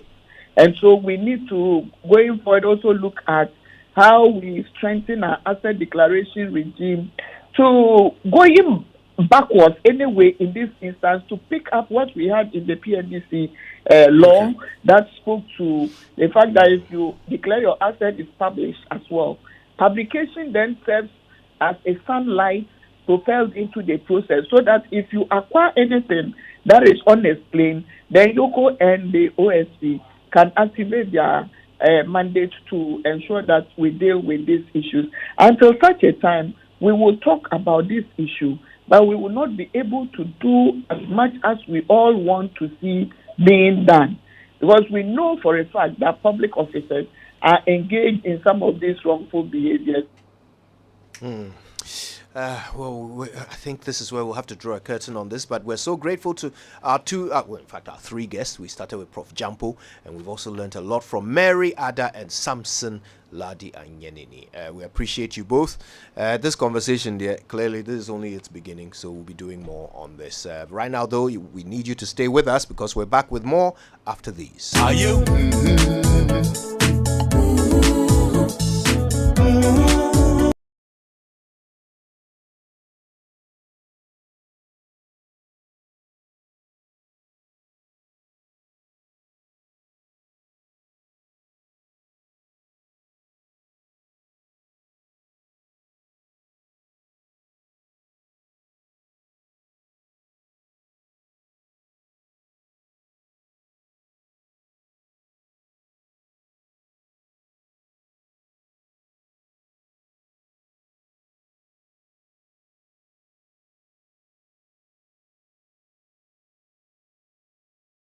No chop. Where it vanish for your area for 2 weeks. You not get one drop safe inside your tank. Hey. Hajia, our life was in dangerous. Only our neighbor gets water with water tank. Water tank? Yes, water tank.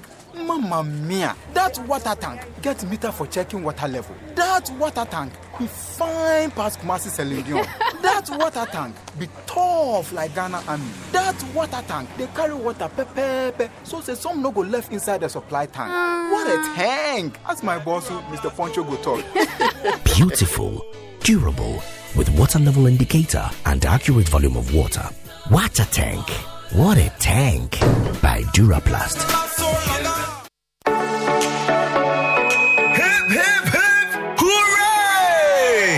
Junction Mall heydays. Are you looking for the latest gadgets, home decor and appliances, fashionable clothing, or the most appetizing food to enjoy? Join us at the Junction Mall heydays to explore, shop, and enjoy with family and friends from the 17th to the 31st of July, 10 a.m. to 7 p.m. each day, and shop with up to 70% discounts. There'll be lots of fun for the kids, including face painting, boat rides, bumper cars, and a picture with their favorite cartoon characters. The Junction Mall heydays. It's gonna be big. Follow us at the Junction Mall GH on Facebook and Instagram, or call or WhatsApp us on 0540-221774 for more information. The Junction Mall. Join, explore, shop, enjoy.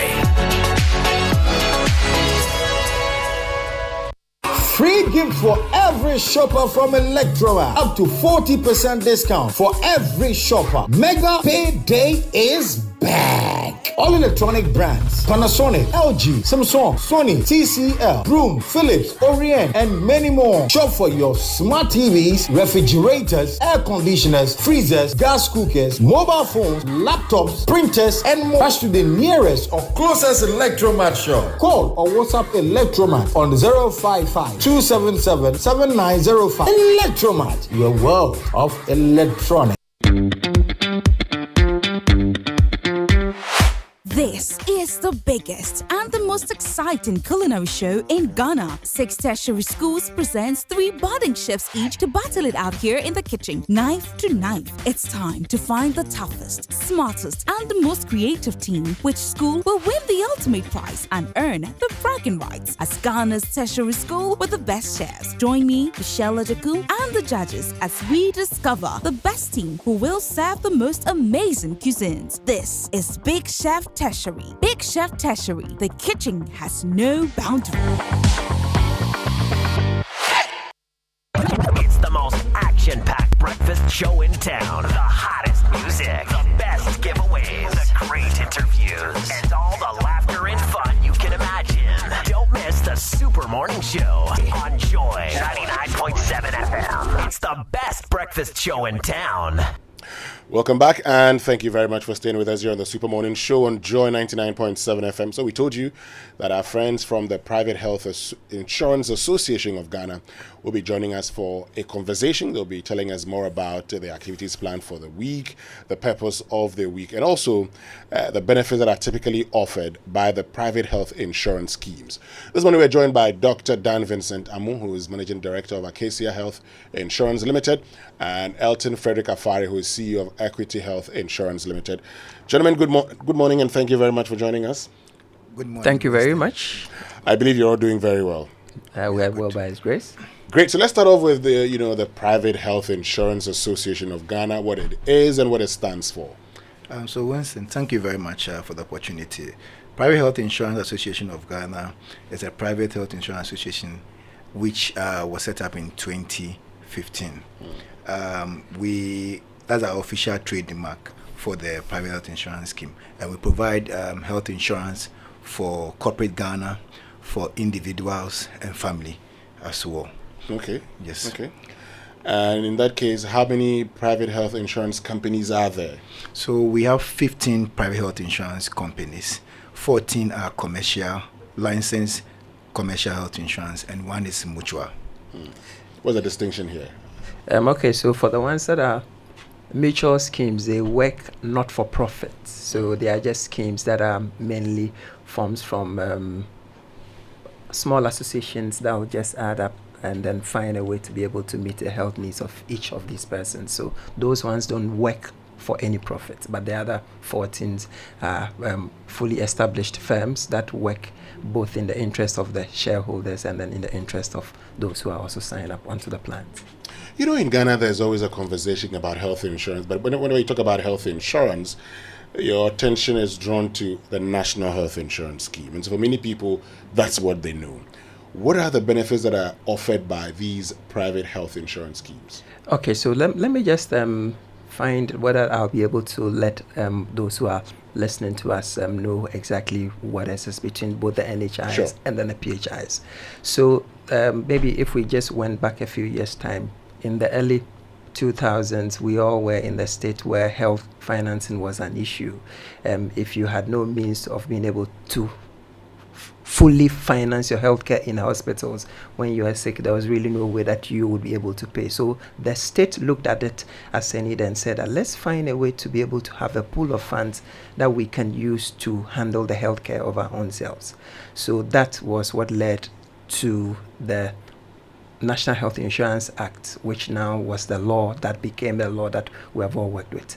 The same law also made room for the participation of firms that are in the private sector, because we all do admit that the state in itself alone cannot handle the healthcare financing of its citizens. So we are here to also work in line with the NHIS. So we are a PHIS working to assist or to augment the effort of the NHIS to meet the healthcare needs of all of us as citizens.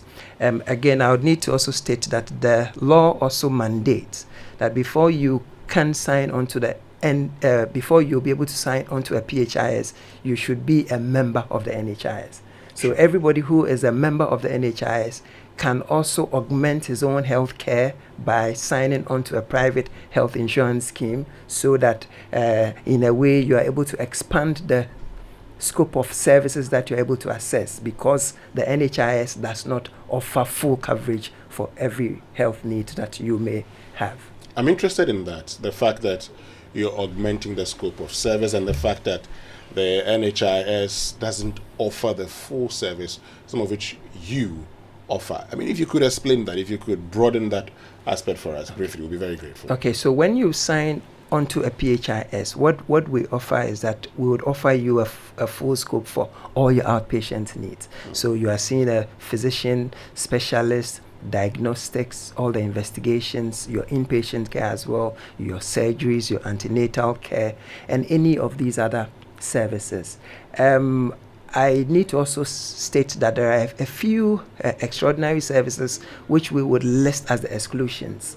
The exclusions are there because it is used as a way to be able to handle the bills or the healthcare financing that would have to pay if we're able to add all of these. But even for that, I must add that in the last few years, we have a few firms who are signed onto our plans who have found a way to actually shrink these exclusions. So they are able to even include services like if any of their staff has cancers, if anybody needs some extraordinary surgeries that are not also fully covered. So in essence, these are the scope of services that are handled when you sign onto any private health insurance scheme. Okay. You want to add anything, Elton? I think Doc has done justice to it. Okay, so I see, for instance, Doc has explained, the relation between the private health insurance schemes and the national health insurance scheme. How about the relation between the private health insurance schemes and the National Health Insurance Authority? Okay, so the National Health Insurance Authority is a regulatory body who oversees our operations and also put in the guidelines for the National Health Insurance Scheme itself and the private commercial and the private mutual. Okay. So that's what the National Health Insurance Authority do, and put in other policies to be able to see to that health financings as well, and also to achieve the universal health coverage that as a country and as an authority, all of us are trying to work towards. Okay. So tell me about your week, the private health insurance scheme week. Tell me about it. Okay, so we've been in the space for almost the last 15 years. This is the very first time that we want to have a private health insurance week. The essence of this week is for us to be able to raise the awareness that we exist. And for all the services that we have offered, we've not been able to grow the size of the market. As we sit now, there are only about 400,000 lives that have been signed up onto a private health insurance scheme, even though we've been around for the last over 15 years. So we have been asking ourselves, where is the gap? Why have we not been able to advance what we are selling? Is there a market for what we sell? And why is the market not fully aware that we exist? So this is our way of being able to spread the news out there, be able to create the awareness and let everybody know that your NHIS card is not your only means of being able to finance your healthcare needs. You can sign onto a private health insurance scheme. It's been fairly easy for most of these corporate firms because they have got a very large pool of staff, and so it's a lot more easier. But for families and for individuals, that becomes an issue. How do we fill that gap? So this is one way that we'll be able to create the awareness and let everybody know that there is a system out there that you can also use to meet your health financing needs. Yes. So to also add to what Dr. said, there's been a lot of achievement over the few years.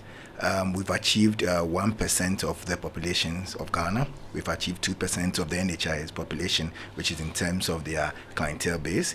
We've also achieved 0.03% of the GDP. That's what we contribute to the GDP. And it's been enormous, but there's more room for improvement because a lot more people who are on national health insurance, who are also actually enjoying what the national health insurance schemes are providing, who also will need an enhanced services, and that is why we are here. Okay. So what are the activities? Let me just add that it's very key that we need to let everybody be aware that having your NHIS card alone may not be able to meet all the healthcare needs that you have. You might find a need to add other services that are not there. That is where you need to engage with the private health insurance scheme so that those needs are met for you.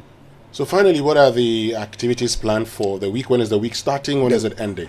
Fortunately, the week is starting today. Okay.